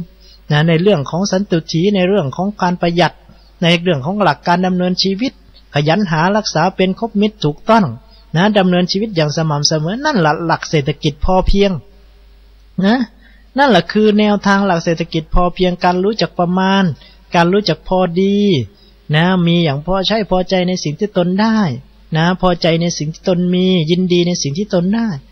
พระพุทธศาสนาสอนทั้งหมดในหลวงท่านก็ถอดออกมาจากบทเหล่านี้ล่ะถอดออกมาจากพระไตรปิฎกถอดออกมาจากพระพุทธเจ้านำมากล่าวเป็นพระราโชวาทเราเห็นที่ท่านตัดมานี่นะอาตมานี่รวบรวมบทพระราโชวาทของพระองค์ท่านเนี่ยไว้เยอะเลยทีเดียวแล้วก็ยังมีหนังสือการรวบรวมของสำนักงานราชเลขาซึ่งเขารวบรวมมาตั้งแต่นู้นตั้งแต่ท่านตัดพระราโชวาทมาแรกๆว่าในงานไหนโอกาสใดวาระใดเนี่ยเขาก็รวบรวมมาไปดูเลยคนโยมไม่ว่าจะตัดเป็นพระราโชวาทอบรมข้าราชการพวกครูพวกหมอพวกพยาบาลหรือหน่วยงานต่างๆหรือในวาระสำคัญอะไรต่างๆก็ดีเนี่ยนะปีใหม่สงกรานต์อะไรต่างๆก็ดีวันที่4 ธันวา 5 ธันวาที่ท่านออกมามีพระราโชวาทแก่กลุ่มคณะต่างๆที่เข้าไปเฝ้าพระองค์ในแต่ละวาระต่างๆไม่มีท่อนไหนบทใดที่จะไม่ถอดออกมาจากพระพุทธศาสนาเลยแม้แต่บทเดียวคนเดียวแม้แต่บทเดียว ท่านเอาหลักธรรมทางพุทธศาสนานี่มาตัดเป็นพระราโชวาทไม่ว่าจะเป็นด้านความสามัคคีที่ท่านเน้นนักเน้นหนาก็มาจากพุทธศาสนาความสามัคคีจะทำให้เกิดพลังความสามัคคีจะทำให้เกิดการพัฒนาความสามัคคีจะให้เกิดความสุขสุขสังคสะสามัคคีมันก็มาจากภาษิตในพระพุทธศาสนาเป็นพุทธภาษิตนี่เองก็ถอดออกมาจากพระพุทธศาสนาภาษิตจากพุทธศาสนาทั้งนั้นการตรัสพระราโชวาทของพระองค์ท่านนั่นเราจึงยกย่องให้พระองค์ว่าเป็นสัตบุรุษเป็นนักปราชญ์อย่างแท้จริงเห็นไหมคนเดียวเนี่ยยกยอปอปั้นมาเป็นลายพระหัตถ์ด้วยพระองค์เองสรรเสริญการจัดงานประพฤติปฏิบัติธรรมอย่างนั้นในวันเฉลิมพระเกียรติเราคิดดูว่าเขาจัดงานเฉลิมพระเกียรติกันมานี่กี่ยุคกี่สมัยกี่ปีกันแล้วคนโยมไม่ว่าจะเป็นหน่วยงานสำนักงานสโมสรอะไรต่างๆโด่งดังเจ้าใหญ่นายโตข้าราชการจังหวัดตัวนั้นจัดการถวายพระเกียรติจัดการจุดเทียนชัยจัดการถวายพระพรแต่งตัวใส่ชุดขาวไปอยู่หน้าอำเภอนั้นมีกำนันผู้ใหญ่บ้านไปใส่ชุดขาวจุดเทียนอวยพรท่านเคยได้บอกว่าเอาจัดงานติดไฟประดับใหญ่โตหรูหราอำเภอนั้นจังหวัดนี้จุดเทียนประดับจุดติดไฟติดไฟประดับเต็มไปเลยนี่นะจุดไฟประดับเต็มไปหมดเนี่ยทั้งอำเภอทั้งจังหวัดเนี่ยจะมีคำขอบคุณจากท่านมาหรือไม่มีแต่คำท่านจะตำหนิมานั่นน่ะว่าสิ้นเปลืองงบประมาณสิ้นเปลืองไฟฟ้าสิ้นเปลืองอะไรต่างๆนั่นคือสิ่งที่ท่านเป็นห่วงแต่นี่เราใช้งบประมาณเพียงน้อยๆแต่ได้คุณค่าได้ประโยชน์ได้จันโลงสังคมได้เป็นต้นแบบให้สังคมแต่ว่าไม่ค่อยจะเหลียวแลจะไม่ค่อยจะมองหาไม่ใช่เฉพาะงาน5 ธันวาเฉลิมพระเกียรติอะไรแล้วงานที่จะเกิดประโยชน์ให้กับสังคมงานประพฤติปฏิบัติทำงานปฏิบัติกรรมงานกฐินงานอะไรต่างๆที่เป็นงานของวัดของวาเป็นงานที่เจริญสังคมไม่ใช่ว่าเป็นพระก็พูดเอาเฉพาะด้านของพระมันไม่ใช่โยมจะไปจัดในภาคของโยมก็ได้ก็อย่างที่กาฬสินธุ์เนี่ยมันก็ดำริด้วยผู้ว่าราชการจังหวัดในการจัดอาจจะเริ่มต้นแต่การดำริของพระในการจัดเป็นต้นแบบมาก่อนพอเห็นผลที่มันเกิดขึ้นคนไปเยอะหลังจากนั้นภาคส่วนไม่ว่าจะเป็นวัฒนธรรมไม่ว่าจะเป็นสำนักงานพระพุทธศาสนาไม่ว่าจะเป็นสำนักงานอะไรต่างๆนานาโดยเฉพาะมีคำขอบคุณมาจากรายพระหัตถ์ของพระองค์เองนี่กับกระโดดเข้าไปทุกหน่วยงานไม่ว่าจะเป็นเทศบาลไม่ว่าจะเป็นอำเภอไม่ว่าเป็นอบต.อบจ.งบประมาณจัดสรรกันออกไปมันก็ไม่ไปถึงพระหรอกก็ไปถึงหน่วยงานราชการที่กระโดดเข้าไปรับในการจัดงานนี้ขึ้นมานั่นแหละพระเป็นเพียงผู้ฝ่ายประสานงานผู้ดำเนินการก็แค่นั้นว่าจะจัดยังไงทำยังไงจึงจะมีคนไปเยอะจะร่วมมือกันยังไงในลักษณะอย่างนี้นี่เขาเรียกว่าสัตบุรุษเพียงคนเดียวสรรเสริญเยินยอเนี่ยมันก็เหลือประมาณแล้วคนโยมนี่เราจะมาพิจารณายังไงว่าข้อแตกต่างระหว่างสัตบุรุษกับอัตบุรุษนี่มันแตกต่างกันยังไงในการที่เราจะเข้าไปคบไปหาไปเสพเพราะนั้นพระพุทธเจ้าท่านจึงบอกว่าธรรมของสัตบุรุษกับธรรมของอัตบุรุษนี้มันห่างกันอย่างกับฟ้ากับดินห่างกันยิ่งกว่ามหาสมุทรฝั่งนี้กับมหาสมุทรฝั่งนู้นมันไกลกันจริงๆคนโยมเราฟังว่าธรรมของสัตบุรุษและอัตบุรุษมันห่างกันถึงไกลกันถึงขนาดนั้นเราก็คิดดูว่าฝั่งมหาสมุทรเนี่ยเรามองไม่เห็นฝั่งฟ้ากับดินเนี่ยมันอยู่ห่างกันขนาดไหนแล้วคนโยมขนาดเครื่องบินขึ้นไปไม่รู้กี่10 ฟุตไม่รู้สูงขึ้นไปไม่รู้กี่เมตรกี่พันเมตรกี่ระดับแล้วเนี่ยมันก็ยังไม่ถึงฟ้าเลยไม่รู้ว่าฟ้ามันอยู่ที่ไหนมันไกลกันขนาดไหนเนี่ยพระพุทธเจ้าเปรียบเทียบไว้ถึงกับขนาดนี้เลยทีเดียวเมื่อมีการเข้าไปคบเสพหาสัตบุรุษแล้วยังไม่พอพระพุทธเจ้าบอกว่าการประพฤติปฏิบัติอะไรเนี่ยมันก็ต้องให้ครบตามหลักธรรมมันจึงจะเกิดผลขึ้นมามันก็เหมือนกับการผสมสูตรเคมีหรือว่าการทำไร่ทำนาเลยคนโยมพอทำนาพอมีข้าวปลูกพันธุ์ดีแล้วเนี่ยมันไม่ใช่ว่าจะได้ข้าวเยอะเลยทีเดียว มีข้าวปลูกพันธุ์ดีไม่ใช่ว่าเอ้าเนี่ยเขาโฆษณาว่าข้าวปลูกพันธุ์นี้นะหวานลงไปในที่นาแล้วมันจะแตกกอดีได้รวงใหญ่แล้วจะได้ข้าวเยอะถ้าเกิดว่าดินมันไม่ดีเนี่ยนะองค์ประกอบอีกองค์ประกอบหนึ่งมันไม่พร้อมเนี่ยมันก็ไม่สวยไม่งามขึ้นมาได้เพราะข้าวมันจะงามได้มันไม่ได้ขึ้นอยู่ที่ข้าวปลูกอย่างเดียวมันก็ต้องขึ้นอยู่กับดินซึ่งเป็นส่วนที่สำคัญด้วยนะไอ้ดินเนี่ยคุณภาพของดินเนี่ยมันจะต้องมีจุลินทรีย์จะต้องมีปุ๋ยนะจะต้องมีอาหารนะอยู่ในดินนี่เป็นมีเพียงพอนะแล้วก็เป็นสารอาหารที่ถูกกับข้าวหรือว่าเป็นสิ่งที่ข้าวต้องการด้วยนะเพราะนั้นเขาจึงทำปุ๋ยออกมาตามสูตรนะมีสูตรมีอะไรที่จะเป็นสารอาหารของข้าวนะแต่ว่ามันก็จะไปทำลายเนื้อดินนะในปุ๋ยเคมีที่เราใช้กันอยู่ในปัจจุบันนะแต่กับปุ๋ยจุลินทรีย์หรือว่าปุ๋ยหมักปุ๋ยนะธรรมชาติที่เราทำกันอยู่มาใช้กันนี่นะในการปรับสภาพของผิวดินเพราะนั้นองค์ประกอบของธรรมะก็เช่นเดียวกันนะธรรมะที่เราจะนำไปปฏิบัติเนี่ยมันก็ต้องใช้ให้ครบมันต้องไปศึกษาให้รอบคอบว่าพระพุทธเจ้าสอนตรัสอย่างนี้มันมีกี่ข้อที่เราจะไปปฏิบัติถ้าปฏิบัติอย่างเดียวคบหาสัตบุรุษอย่างเดียวเราก็อาจจะได้ซึมซาบแต่ในคุณงามความดีที่สัตบุรุษเขาได้ทำได้ประพฤติปฏิบัติเป็นแบบอย่างหรือสิ่งที่เขาบอกสิ่งที่เขาแนะนำแต่สิ่งที่มันจะต้องมากไปกว่านั้นแล้วก็เพิ่มขึ้นมาให้มันครบถ้วนกระบวนการก็อย่างที่บอกไปแล้วว่าพระพุทธเจ้าตัดไว้ในสูตรนี้ท่านตัดไว้4ประการถามว่า4ประการนี้เราก็ต้องทำให้มันครบทั้ง4ประการในคนโยมมันจึงจะครบองค์ประกอบของมันในหลักธรรมในหมวดธรรมแล้วมันจึงจะเกิดประโยชน์ขึ้นมาจึงจะได้ปัญญาอย่างที่ว่านะไอ้ปัญญาตัวนี้เนี่ยมันก็แตกต่างกับสุตตะนะเพราะนั้นท่านบอกว่าอีกข้อหนึ่งซึ่งเราจะต้องมีหลังจากเราได้รู้จักสัตบุรุษได้รู้จักครูบาอาจารย์ได้รู้จักปราชญ์นักปราชญ์ไม่ว่าจะเป็นปุถุชนคนธรรมดาเป็นชาวบ้านจะเป็นผู้ที่รู้ดีรู้ชั่วนะรู้อะไรถูกอะไรผิดนี่นะเมื่อเราได้รู้จักได้คบหาแล้วยังไม่เพียงพอเราก็ต้องมีสัตธรรมสวนังด้วยคำว่าสัตธรรมสวนังเนี่ยก็คือการได้รับสดับรับฟังพระสัทธรรมตัวนี้ฟังให้ดีๆดูดีๆนะคุณโยมพระพุทธเจ้าไม่ได้ให้ไปฟังสัทธรรมปฏิรูปให้ไปฟังธรรมที่มันตลกขบขันเฮฮานะไม่รู้เอาเรื่องเอาอะไรมาเล่านะขอให้มันเข้ากับตัวเองเข้าให้มันตลกได้ก็พอให้ตรงจุดปุ่งหมาย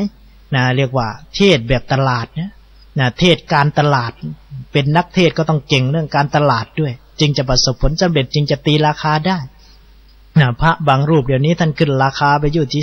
30,000 อยู่ที่ 50,000 แล้วนะพระอาตมาว่าโอ้โหยิ่งกว่านกน้อยวิไลพรเนี่ยนะนกน้อยวิไลพรสมัยที่เขาจ้าง 2-3 แสนเขาไปแบ่งค่าตัวกันก็ได้กันคนละไม่กี่พันบาทนะกี่ร้อยบาทนักเต้นนี่ก็ได้คืนละ500เองนะได้คืนละ500แต่ว่าพระเรานี่เทศไม่ถึงชั่วโมงเล่นไม่ถึงสว่างเหมือนกับเขานะแต่ว่าได้ค่าตัว 4-5 หมื่นตีราคาเอาด้วยนะตีราคาเอาด้วยนะเรียกว่าร้องราคาค่ากันเทศถ้าไปนิมนต์แล้วต้องถามค่ากันเทศซะก่อนว่าถึง 50,000 หรือเปล่านะถ้าไม่ได้ถึง 50,000 ก็ไม่ไปโอ้อาตมาว่ามันถึงยุคจึงจะเอาพระธรรมของพระพุทธเจ้าไปขายกินกันแล้วมั้งนะเดี๋ยวนี้นี่ก็เป็นเรื่องที่อันตรายนะก็เรียกว่าไม่เคารพในธรรมการแสดงธรรมและไม่เคารพในธรรมนี่ก็เป็นเหตุแห่งความเสื่อม5ประการนะก็พอๆกับการบวชเข้ามาและไม่ได้ศึกษาอุปชายะไม่ได้ศึกษาเรื่องของหลักธรรมเรื่องของพระวินัยเรื่องของสมาธิกรรมฐานนะบวชเข้ามาก็สักยันต์อย่างเดียวนะบวชเข้ามาก็ผลิตเหรียญอย่างเดียวนะผู้ที่บวชเข้ามารุ่นหลังนะที่เป็นอนุชนคนรุ่นหลังบวชเข้ามาก็ทำตามไปก็คิดว่านั่นคือสิ่งที่ถูกต้องว่ามีหลายรูปหลายองค์นะที่ท่านได้เข้ามาอยู่ปฏิบัติกรรมที่วัดป่าบ้านผือของเราได้ยินครูบาอาจารย์ได้พูดอย่างนี้เทศอย่างนี้บอกอย่างนี้ท่านก็บอกโอ้ตลอดชีวิตการนักบวชของท่านบวชเข้ามา 4-5 ปีผมก็นึกว่าไอ้การสักลายการมามีเหรียญคล้องคอหรือว่าการอยู่อย่างนั้นมันเป็นวิถีชีวิตของพระที่ควรจะอยู่หรือว่าหลักธรรมคำสอนพระพุทธเจ้าสอนมาอย่างนั้นแต่ที่ไหนได้สิ่งที่ท่านทำมาทั้งหมดมันตรงข้ามกับสิ่งที่พระพุทธเจ้าสอนเพราะนั้นบางครั้งบางทีนะท่านถึงกับตีตัวห่างหรือตีตัวออกห่างตีตัวออกจากอาจารย์เดิมๆอาจารย์เก่าๆของท่านกล้าที่จะหักเรียกว่าจะเป็นสิทธิทรยศก็ว่าได้นะไม่ทำตามครูบาอาจารย์ซึ่งถอนผิดทางอันนั้นก็ไม่ได้เป็นเรื่องที่ถือว่าเป็นเรื่องอกตัญญูแต่อย่างใดเพราะเราทำตามคำสอนพระเจ้าเราบวชอุทิศพระพุทธเจ้าเมื่อครูบาอาจารย์แม้แต่พ่อแม่เองถ้าพ่อแม่สอนผิดเนี่ยเราก็ไม่ควรจะไปทำตามพ่อแม่ ถ้าเกิดว่าพ่อแม่สอนให้กินเหล้าเมายาว่าการกินเหล้าเมายาเนี่ยการกินเหล้ามันสนุกนะกินแล้วมันมีความสุขเธอจงไปกินเหล้าแต่ว่าความเป็นจริงแล้วเหล้ามันจะทำให้เกิดโรคเกิดภัยเกิดโรคตับเกิดอันตรายต่อสังคมเป็นพิษเป็นภัยเป็นบุคคลที่ไม่ต้องการต่อสังคมเกิดปัญหาสังคมเกิดขึ้นมามันเป็นยาเสพติดที่สำคัญก็คือมันจะทำให้เสียทรัพย์ตายไปแล้วตกนรกผิดศีลธรรมผิดศีลธรรมดังนั้นถ้าเรารู้อย่างนี้นะเนี่ยเราก็สามารถทรยศต่อคำสอนพ่อแม่ได้ก็ไม่ถือว่าเป็นการอกตัญญูเหมือนกับครูบาอาจารย์บางท่านนะพอท่านได้มาฟังสถานีวิทยุของเราได้มาฟังครูบาอาจารย์พูดเอาหลักธรรมเอาหลักการมายืนยันในหลักคำสอนพระพุทธเจ้าไม่ว่าจะในหมวดของจุลศีลมัชฌิมศีลหรือแม้แต่ในหมวดต่างๆแม้แต่บางครั้งบางทีเราก็ไปสนับสนุนให้พระบอกใบ้ให้หวยพอแต่ครูบาอาจารย์มาบอกมาสอนมาบอกว่าการบอกใบ้ให้หวยมันเป็นเนติกาเป็นพระที่ไม่ดีเป็นพระหลอกลวงเนติกานี่ก็คือเล่นเล่เล่นเล่บอกใบ้ให้หวยนี่ก็จัดอยู่ในข้อนี้มันก็เป็นศีลของเธออีกข้อหนึ่งพระพุทธเจ้าก็กล่าวไว้ชัดเจนมีหลักฐานยืนยันพอมาเป็นอย่างนี้เนี่ยท่านก็เห็นว่าครูบาอาจารย์สอนให้สะเดาะเคราะห์ต่อชะตาทำอย่างนู้นอย่างนี้จะต้องจัดงานอย่างนั้นอย่างนี้ท่านก็ไม่เอาด้วยท่านอยากจะจัดงานประพฤติปฏิบัติธรรมแบบบริสุทธิ์ผุดผ่องรักษาคำสอนพระพุทธเจ้านิมนต์ครูบาอาจารย์ผู้ที่พูดในหลักการและก็หลักธรรมถึงมันไม่สนุกสนานโยมฟังแล้วอาจจะไม่เข้าหูฟังแล้วอาจจะไม่ถูกอกถูกใจแต่มันถูกทำไม่ถูกใจแต่มันถูกทำแต่บางคนก็อาจฟังแล้วได้เกิดสติเกิดปัญญาอาตมาว่าเอาแค่คนเดียวก็พอแล้วเทศให้คน100 คนฟังแต่มีคนเข้าใจเพียงคนเดียวมีคนสามารถจะพึ่งปฏิบัติได้เพียง1 คนก็ถือว่าคุ้มแล้วล่ะพระพุทธเจ้าเทศให้กับปัญจวัคคีย์5 คนแต่ว่ามีอัญญาโกณทัญญะได้เข้าถึงธรรมเพียงคนเดียวท่านก็ยังคุ้มจาก1 คนนั่นเริ่มจังมีก่อตั้งพระพุทธศาสนามีคณะสงฆ์ที่มั่นคงในถึงปัจจุบันนั่นในระดับพระพุทธเจ้าก็ยังได้แค่ตั้งแต่5 คนใน1 คนไอ้เราเนี่ยปลายแถวมาแล้วได้แค่คนเดียวถึงจะไม่ได้เข้าถึงขั้นบรรลุธรรมแค่เข้าใจธรรมเนี่ยก็ถือว่าประสบผลสำเร็จของการทำสถานีวิทยุขึ้นมาแล้วประสบผลสำเร็จในการเผยแพร่พระสัจธรรมแล้วงั้นพระพุทธเจ้าหรือท่านตัดเนี่ยท่านจึงตรัสแบบล็อกไว้เลยคนโยมเรียกว่าล็อกสเปคธรรม เป็นการล็อกสเปคธรรมไม่ใช่ว่ากรรมล็อกสเปคถ้าเป็นธรรมราจารย์มหาสมท่านเรียกว่ากรรมล็อกสเปคหรือว่ากรรมที่มันกำหนดไว้เนี่ยกรรมมันปั้นไว้แล้วกำหนดไว้แล้วเมื่อทำกรรมอย่างนี้ก็ต้องเป็นอย่างนั้นปฏิบัติดีก็ดีปฏิบัติชั่วก็ชั่วเกิดมาเป็นอย่างนั้นอย่างนี้เพราะมันล็อกสเปคไว้แล้วเรียกว่ากรรมล็อกสเปคแต่ตัวนี้นี่พระพุทธเจ้าล็อกสเปคธรรม ว่าคุณโยมเนี่ยจะต้องไปฟังธรรมแล้วอย่างไหนจึงจะเป็นพระสัจธรรมท่านจึงบอกว่าสัทธรรมสาวนังการฟังพระสัจธรรมไม่ได้ไปฟังธรรมะปฏิรูปบางคนก็บอกว่ามันเป็นกุศโลบายเป็นเทคนิคจะต้องใส่น้ำปลาจะต้องใส่ผงชูรสก็พระพุทธเจ้าบอกแล้วว่าเป็นสวากขาตธรรมธรรมที่พระองค์ทรงกล่าวไว้นี่มันตัดส่วนที่เป็นผ้าขี้ริ้วออกหมดแล้วไม่ต้องไปปรุงไม่ต้องใส่ชูรสไม่ต้องไปใส่พริกน้ำปลาอีกแล้วมันเป็นสวากขาตธรรมแล้วมันเป็นธรรมมันดีแล้วเป็นธรรมที่พระเจ้าทรงคัดสรรมาดีแล้วเราจะไปใส่น้ำปลาชูรสให้มันยุ่งยากทำไมพระเจ้าตัดไว้เนี่ยท่านก็บอกแล้วว่ามันเป็นสวากขาตธรรมพร้อมจะนำไปรับประทานได้เลยพร้อมจะไปประพฤติปฏิบัติเราจะไปปรุงเพิ่มทั้งนั้นที่พระองค์ทรงปรุงไว้ดีแล้วเนี่ยมันก็ไปเก่งกว่าพระพุทธเจ้าเนี่ยไปใส่ชูรสไปใส่น้ำปลาไปเสริมเติมแต่งเนื้อหาธรรมะให้มันเสียอรรถรสเป็นสัทธรรมะปฏิรูปเพิ่มขึ้นมาอีกอย่างนี้นี่ก็ไม่ถูกต้องเพราะนั้นสัทธรรมะสวนังก็คือธรรมซึ่งมันมีหลักการและก็มีหลักธรรมสืบค้นได้แล้วก็ประพฤติปฏิบัติได้คุณโยมพอตรวจสอบพิเคราะห์ด้วยปัญญาในสิ่งที่เราไปเทศไปฟังพอฟังมาแล้ววิเคราะห์ในสิ่งนั้นสิ่งที่สำคัญก็คือเมื่อขยันฟังยังไม่พอต้องเลือกเฟ้นฟังในสิ่งที่เป็นพระสัจธรรมอย่างที่ว่านี่แหละอย่าไปเลือกฟังในสิ่งที่เราชอบพระรูปนี้พูดขบขันตลกขบขันเฮฮาฟังแล้วไม่ง่วงพระรูปนี้ฟังแล้วโอ้เข้าอกเข้าใจแล้วพูดแต่เรื่องอิทธิฤทธิปาฏิหาริย์ เดินน้ำได้เดินบนน้ำได้มีอิทธิฤทธิหารนั่งแล้วตั้งสมาธิเป็นแสงฟังแล้วท่านบอกเป็นตัวเลขตัวหวยออกมานั่นถูกอกถูกใจเราอย่างนั้นเขาเรียกว่าสัทธรรมปฏิรูปเขาเรียกหรือพูดอีกอย่างหนึ่งว่าอสัจธรรมธรรมที่ไม่เป็นสัจจะพระพุทธเจ้าบอกว่าให้ฟังพระสัจธรรมธรรมสัจธรรมสวนังให้ไปสรรหาฟังพระสัจธรรมเพื่อให้รู้แจ้งตามความเป็นจริงพระสัจธรรมนั้นๆชอบหรือไม่ชอบก็ตามแต่ให้เป็นพระสัจธรรมเป็นธรรมที่เป็นจริงสามารถนำไปปฏิบัติเพี้ยนผลได้นั่นจึงควรที่จะทำให้สิ่งที่เกิดขึ้นปัญญาเกิดขึ้นมาแต่ถ้าเราไปฟังพระสัจธรรมครูบาอาจารย์บอกว่าอานิสงส์การถวายโทรศัพท์จะเป็นผู้ที่ได้หูทิพย์เพราะถวายหูทิพย์ให้กับพระอย่างนี้ก็แย่เลยมันยอมตัวนี้นี่ก็ตัวเราเป็นพระสัจธรรมแล้วมันไม่ได้มีอานิสงส์108เล่ามาโอ้โหอาตมาว่าทำไมแต่งกันขึ้นมาได้ดิบได้ดีนักตอนนี้นี่ถือว่าเราเนี่ย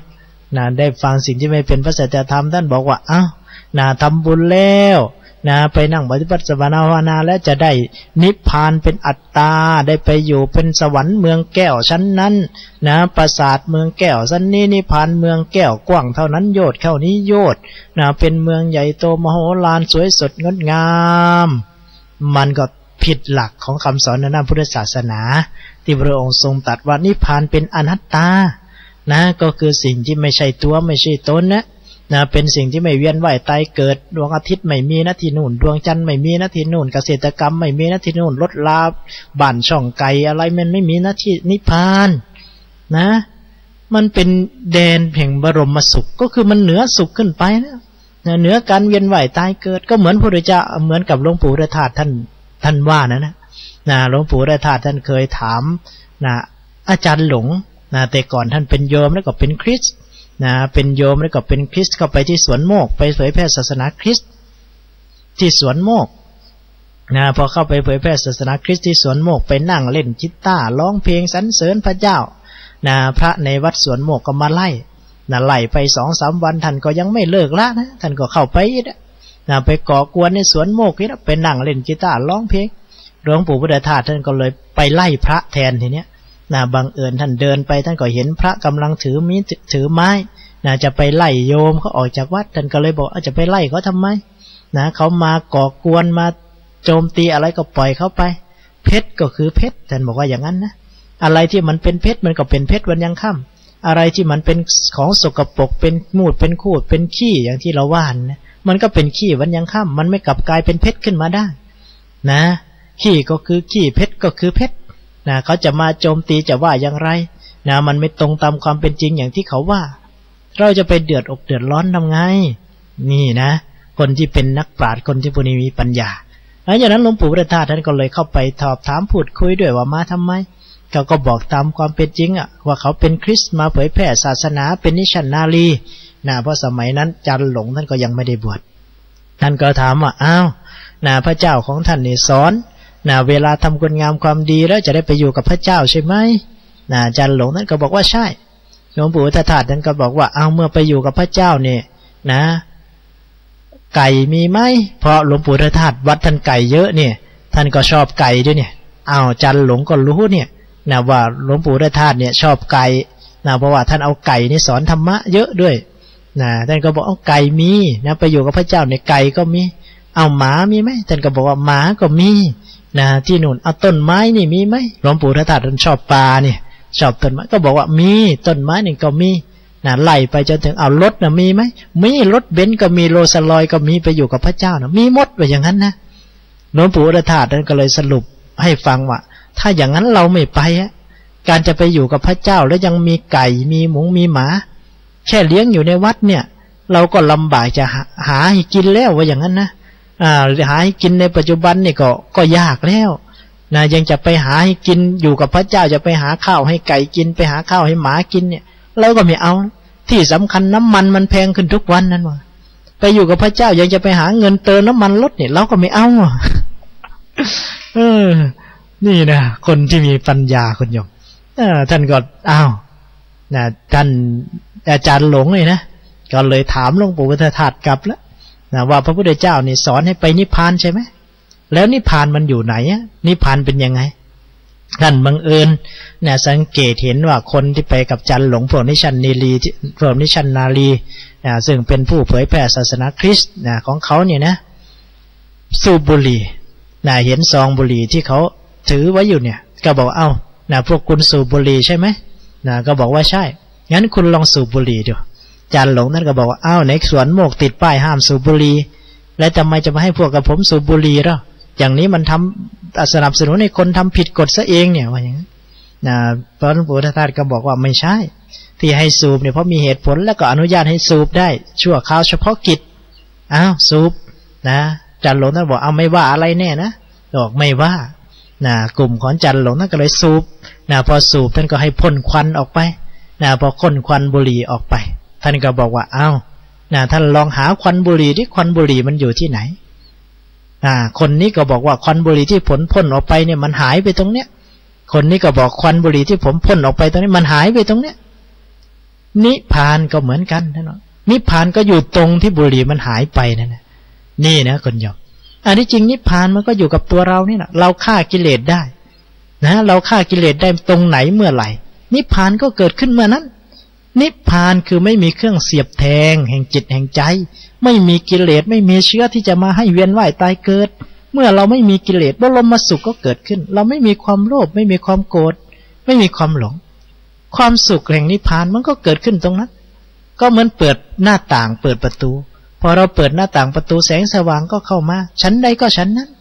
การพ่นบุหรี่ไปควันบุหรี่หายไปตรงไหนก็ตรงนั้นแหละคือนิพพานโอ้โหจานหลงเนี่ยถึงกับยอมรับปัญญาของหลวงปู่พุทธทาสเลยนะยอมรับปัญญาของหลวงปู่พุทธทาสจึงถามว่าเอ้าแล้วจะไปนิพพานนี่จะไปยังไงพระพุทธหลวงปู่พุทธทาสก็เลยสอนอานาปานสติให้คนโยมสอนกรรมฐานให้สอนกรรมฐานสอนอานาปานสติการกำหนดลมหายใจเข้ากำหนดลมหายใจออกเลยนะพอกำหนดลมหายใจเข้าลมหายใจออกท่านสอนอานาปานสติขั้นแรกจตุกะแรก4ข้อเนี่ยให้กับจันหลงตอนนั้นจันหลงยังเป็นบาทหลวงเป็นนิชันนารีอยู่นะก็เลยไปประพฤติปฏิบัติอยู่ที่เชิดเนี่ยหรือว่าโบสถ์ของคริสต์นี่แหละพอท่านเป็นหัวหน้านิชังเนี่ยเป็นหัวหน้าโบสถ์เป็นหัวหน้านิชันนารีเนี่ยเป็นบาทหลวงเนี่ยเป็นผู้ดำเนินกิจการในภายในเชิดหรือว่าในโบสถ์ของคริสต์เนี่ยมีเวลาท่านก็ปฏิบัติสมาธิภาวนาโดยที่กำหนดอานาปานสตินี่ละทำเหมือนกับหลวงปู่พุทธทาสบอกก็ปรากฏว่าวันดีคืนดีคนโยมท่านก็เห็นลมมันไหลเข้าไหลออกไหลเข้าไหลออกท่านก็กำหนดกำหนดให้ลมมันเข้าไปปรากฏว่าลมมันหายไปเนี่ยมันว่างมันโล่งแล้วก็บังเอิญว่ามีเด็กเด็กปวดหัวมาเรียนดนตรีกับท่านเพราะท่านเก่งดนตรีเพราะพวกนิชันนารีเนี่ยเขาจะเก่งเรื่องการเล่นดนตรีไม่ว่าจะเก่งเล่นปิโนเล่นกีตาร์เล่นคีย์บอร์ดเขาเล่นได้หมดอาตมาก็เคยได้ไปได้เข้าเชิดเข้าโบสถ์กับเขาอยู่ในสมัยที่อยู่กรุงเทพเพราะว่าตรงข้ามหมู่บ้านเนี่ยตรงข้ามบ้านที่อยู่ตรงข้ามซอยปลูกจิตเนี่ยมันเป็นเชิดก็เรียกว่าเป็นเขตนิชังของศรีลมเข้าไปในซอยสวนภูเนี่ยไม่ไกลก็จะเป็นโบสถ์และโบสถ์ใหญ่ด้วยสมัยเป็นไปอยู่กรุงเทพก็พอได้เดินผ่านไปมีเพื่อนมีฝูงพาเข้าไปก็ได้ไปเห็นเขาเล่นเขาอะไรเราก็ได้ไปฝึกไปเล่นอยู่กับเขาบ้างก็เล่นดนตรีเก่งพวกนิชันนารีแล้วก็ชอบกีตาร์ชอบเสียงดนตรีอยู่แล้วพวกนี้เขาเรียนมาเพื่อจะไปสอนทางด้านเขาไปการเผยแผ่ศาสนาเขาสามารถเล่นดนตรีทำกิจกรรมได้สนุกสนานกันไปเขาก็เลยเด็กก็เลยไปติดง่ายชอบง่ายเพราะว่ากิจกรรมเขาน่าเล่นกิจกรรมเขามีเสียงดนตรีมีอะไรมีการดึงด้วยเสียงดนตรีด้วยการดึงด้วยเสียงเพลงสอนภาษาด้วยเด็กคนไหนอยากจะเรียนภาษาเรียนอะไรเขาก็สอนให้แม่มีครูมาสอนให้สะดวกสบายไปอยู่ในโบสถ์ในอะไรในเสาร์อาทิตย์ส่วนใหญ่เขาก็ไปกันเสาร์อาทิตย์ไปวัน2 วันนี้ก็ติดเพราะอะไรไปร้องรำทำเพลงเดี๋ยวไปเรียนภาษาเราก็พลอยไปกับเขาบ้างส่วนอย่างนี้ก็เห็นเป็นหลงท่านก็เด็กไปเรียนนี่เกิดปวดหัวมีการปวดหัวขึ้นมาท่านก็ลองไปจับที่แขนจับที่แขนจับที่หัวด้วย แล้วก็ท่านก็กำหนดลมหายใจนะให้ลมหายใจซึ่งมันเป็นท่อขาวๆเนี่ยเป็นควันขาวๆที่ท่านไหลเข้าไหลออกเนี่ยมันหายเข้าไปพอกำหนดเพ่งไปที่ตัวเด็กแล้วก็กำหนดให้ลมมันหายเข้าไปในตัวของท่านก็ปรากฏว่าเด็กหายปวดหัวท่านก็เกิดความอัศจรรย์ท่านก็เลยทดสอบนะเด็กคนไหนเจ็บท้องเด็กคนไหนเป็นไข้ท่านก็เลยทดสอบทำแบบนี้ก็จนมีการโด่งดังขึ้นในยุคนั้นว่าท่านนี้มีพลังพิเศษที่พระเจ้ามอบให้ตีพิมพ์ไปทั่วโลกเลยนะคนโยมนะว่าพระเจ้านี่มอบพลังพิเศษให้จันหลงนะในสมัยที่ท่านไปเจอท่านใหม่ๆอยู่ที่นู่นแพร่ธรรมธารามนะท่านลงมาประพฤติปฏิบัติธรรมอยู่กับหลวงพ่อกันหาซึ่งหลวงพ่อกันหานี่เป็นหลานหลวงปู่ชาแต่ไปบวชในฝ่ายของธรรมยุทธ์นะธรรมยุทธ์นิกายซึ่งในเมืองไทยเรารู้ดีนะว่ามี2นิกายทางพระก็คือ2นิกายไม่ใช่นิกายศาสนาในคุณโยมเป็นนิกายพระถือหลักพระวินัยเดียวกันมีสังฆราชองค์เดียวกันนี่แหละนะแต่ว่ามีชื่อเรียกที่แตกต่างกันนะหลวงพ่อกันหานี่ถึงท่านจะเป็นหลานหลวงปู่ชานะหลวงปู่ชานี่หลายคนแม้แต่กรลำนะอาดามาก็ไม่รู้ว่าใครเป็นคนแต่งกรลำประวัติหลวงปู่ชาเนี่ยแต่ที่จริงหลวงปู่ชานี่ท่านไม่ได้ยัตติฝ่ายธรรมยุทธ์ท่านไม่ได้เป็นธรรมยุทธ์ท่านเป็นมหานิกายเพราะฉะนั้นกรลำนี้นี่อาตมาว่าน่าจะส่งให้เจ้าของกรลำนี้ปรับปรุงใหม่ซะก่อนนะค่อยได้นำมาเปิดนำอะไรกันแต่ไม่ใช่ว่าโจมตีเรื่องนิกายหรือรังเกียจนิกายวัดป่าวัดบ้านอะไรหรอกเพราะอาตมานี่ก็อยู่กับธรรมยุทธ์ก็เยอะแต่ว่าให้มันถูกต้องตามประวัติของท่านนะว่าประวัติของท่านความเป็นจริงท่านเนี่ยไม่ใช่มหาธรรมยุทธ์ท่านเป็นมหานิกายไม่ได้ยัตติธรรมยุทธ์แต่อย่างไรเพียงแต่ได้ไปศึกษาธรรมะประพฤติปฏิบัติกับหลวงปู่ชาก็แค่นั้นเองนะไปอยู่กับหลวงปู่ชาหลวงปู่เสาก็แค่นั้นเองนะแต่ว่าการเขียนประวัติหรือแต่งกรลำออกมานี่มันผิดพลาดนะไปบอกว่าท่านเป็นฝ่ายธรรมยุทธ์เป็นพระสายป่าเนี่ยท่านก็เป็นพระอยู่วัดป่าเนี่ยวัดป่าน้องป่าพงนะแต่ว่าไม่ได้เป็นธรรมยุทธ์เหมือนกับในกรลำอันนั้นพอจันหลงนี่นะเขาก็บอกว่าได้รับพลังศักดิ์สิทธิ์จากพระเจ้าก็ไปเจอท่านก็ยังเก็บหนังสือพิมพ์ที่ท่านเคยได้เป็นนิชันนารีได้ลงหนังสือพิมพ์ตีพิมพ์ให้ดูแต่ว่าท่านเป็นคนมาเลเซียนะคุณโยมเป็นพระมาเลเซียตอนนี้เนี่ยท่านก็ไปสร้างวัดใหญ่โตอยู่ที่ประเทศมาเลเซียนั่นนะแต่ว่าท่านสามารถพูดได้หลายภาษาเพราะว่าท่านไปเกือบทุกประเทศแล้วก็เล่าเรียนเรื่องของภาษาไม่แต่ภาษาอีสานนั้นก็พูดได้คล่องเพราะว่ามาอยู่อุบลมาอยู่แพร่ธรรมธารามที่จังหวัดแพร่อยู่ที่อำเภอเด่นชัยเนี่ยนะก็หลายปีทางเหนือภาษาเหนือท่านก็พูดได้เพราะนั้นท่านก็เล่าให้ฟังพอเล่าให้ฟังท่านก็บอกโอ้แต่ก่อนได้ลงหนังสือพิมพ์ท่านก็มีหลักฐานยืนยันก็บอกได้พลังพิเศษมีการเชิญไปต่างประเทศไปรักษาคนอะไรต่างๆนานาแต่ว่าอยู่ดีคืนดีเนี่ยช่วงที่ท่านอยู่ที่ประเทศไทยนี่แหละ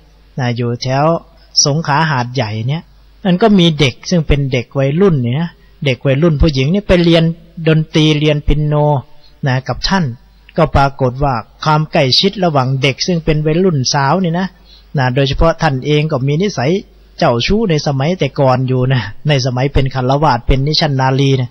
ก็เลยมีเพศสัมพันธ์กับเด็กผู้หญิงปรากฏว่าสมาธินี่ก็เสื่อมไปเลยคนเดียวเสื่อมไปปฏิบัติยังไงมันก็ไม่กลับมานะท่านก็เลยเดินทางไปหาหลวงปู่พุทธทาสใหม่หลวงปู่พุทธทาสท่านก็เลยบอกว่าโอ้มันเสื่อมไปแล้วจะรักษาได้ต้องบวชเป็นพระว่าอย่างนั้นนะจะรักษาสมาธิอย่างนั้นได้ต้องบวชเป็นพระท่านก็เลยตัดสินใจลาออกจากการเป็นนิชันนารีลาออกจากศาสนาเดิมของท่านมาบวชเป็นพระเพื่ออยากจะให้ได้สมาธินั้นกลับมาคืนคุณโยมเพราะว่าท่านปฏิบัติยังไงมันก็ไม่กลับมาคืนจนหลวงปู่ท่านต้องบวชเป็นพระท่านบวชมาเป็นพระแล้วก็อยู่ได้จนถึงปัจจุบันนี้แหละแล้วก็ไปออกจากหลวงพ่อกันหาท่านก็ไปสร้างวัดสร้างวาอยู่ที่หมู่บ้านของท่านอยู่แถวมาเลเซียแล้วก็สาขาท่านอีกสาขาหนึ่งก็อยู่แถวปีนังนี่นะข้ามไปทางสงขลาข้ามไปทางชายแดนมาเลเซียแถวยะลาเนี่ยเข้าไปไม่ไกลซึ่งครูบาอาจารย์ที่เคยอยู่แถวจังหวัดสกลก็คืออาจารย์ดิเรกซึ่งเป็นสาธมิกอาดามานี่แหละเคยมาเข้าปริวาสด้วยกันที่วัดป่าบ้านผือ ท่านพระอาจารย์สมบูรณ์เนี่ยที่อยู่วัดบ้านกวดนี่นะก็รู้จักดีเพราะว่า3รูปเนี่ยเคยเดินด้วยกันไม่ว่าจะเป็นท่านจันดิเรกอาตมาและก็อาจารย์สมบูรณ์ได้รู้จักกันแล้วก็เป็นสาธมิกกันรูปนี้ก็ไปสร้างวัดอยู่ที่มาเลเซียตอนนี้ก็อยู่ใกล้ๆกับวัดสาขาของอาจารย์หลงนี่แหละ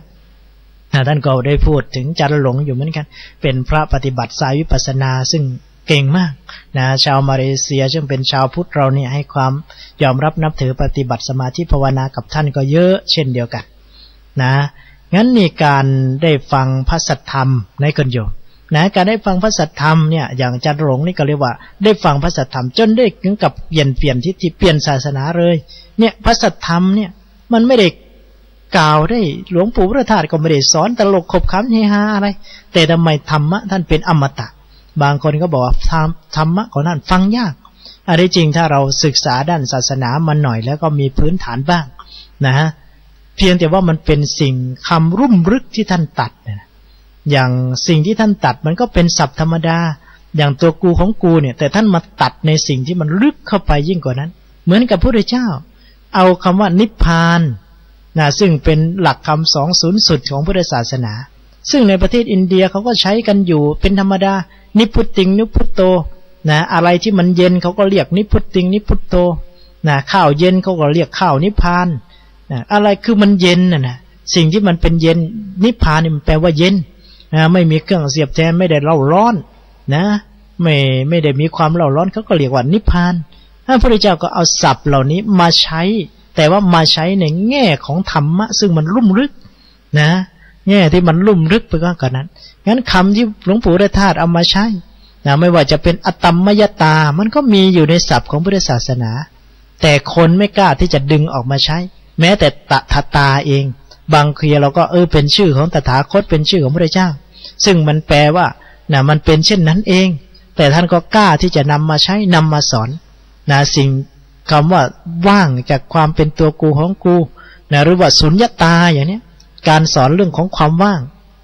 ว่างในจิตในใจนะคนโยมไม่ใช่ว่างแบบปล่อยทิ้งคือปล่อยวางกับปล่อยทิ้งมันก็ต่างกันเพราะนั้นบางสำนักนี่ท่านจึงเอาความว่างเอาสุญญตานี่ไปสอนแบบผิดสอนแบบปล่อยทิ้งพระอยากจะปล่อยผมยาวเป็นฮิปปี้ก็ปล่อยได้อยากจะสูบบุหรี่ก็สูบได้อยากจะมีลูกมีเมียก็มีได้ถึงขนาดนั้นนะอาตมาก็ยังอยากจะไปอยู่สำนักนี้เลยคนโยมก็อยู่ในประเทศไทยของเรานี่แหละ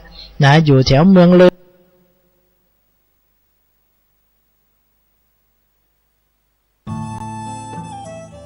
ท่านกำลังติดตามรับฟังสถานีวิทยุกระจายเสียงพระพุทธศาสนาแห่งชาติและสังคมคลื่นเพื่อการศึกษาพระพุทธศาสนาและวัฒนธรรมระบบ FM 104.5 เมกะเฮิรตซ์รายการต่อไปเป็นรายการพระไตรปิฎกลอยฟ้าดำเนินรายการโดยพระครูปริยัติยานุศาสตร์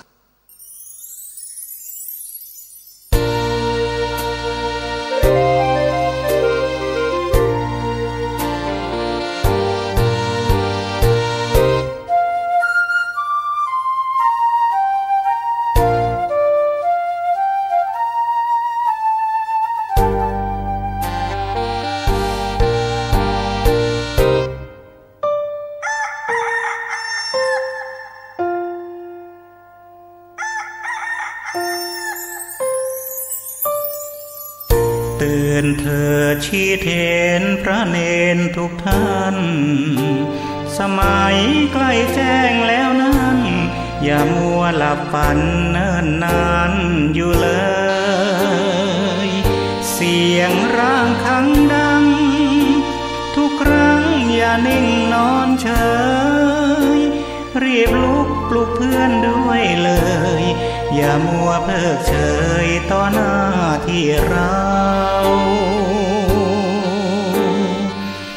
ง่วงหลับเพียงใดทนไปไม่บ่นเช้าค่ำทำวัดสวดมนต์ให้เราทุกคนฝึกฝนทนเอา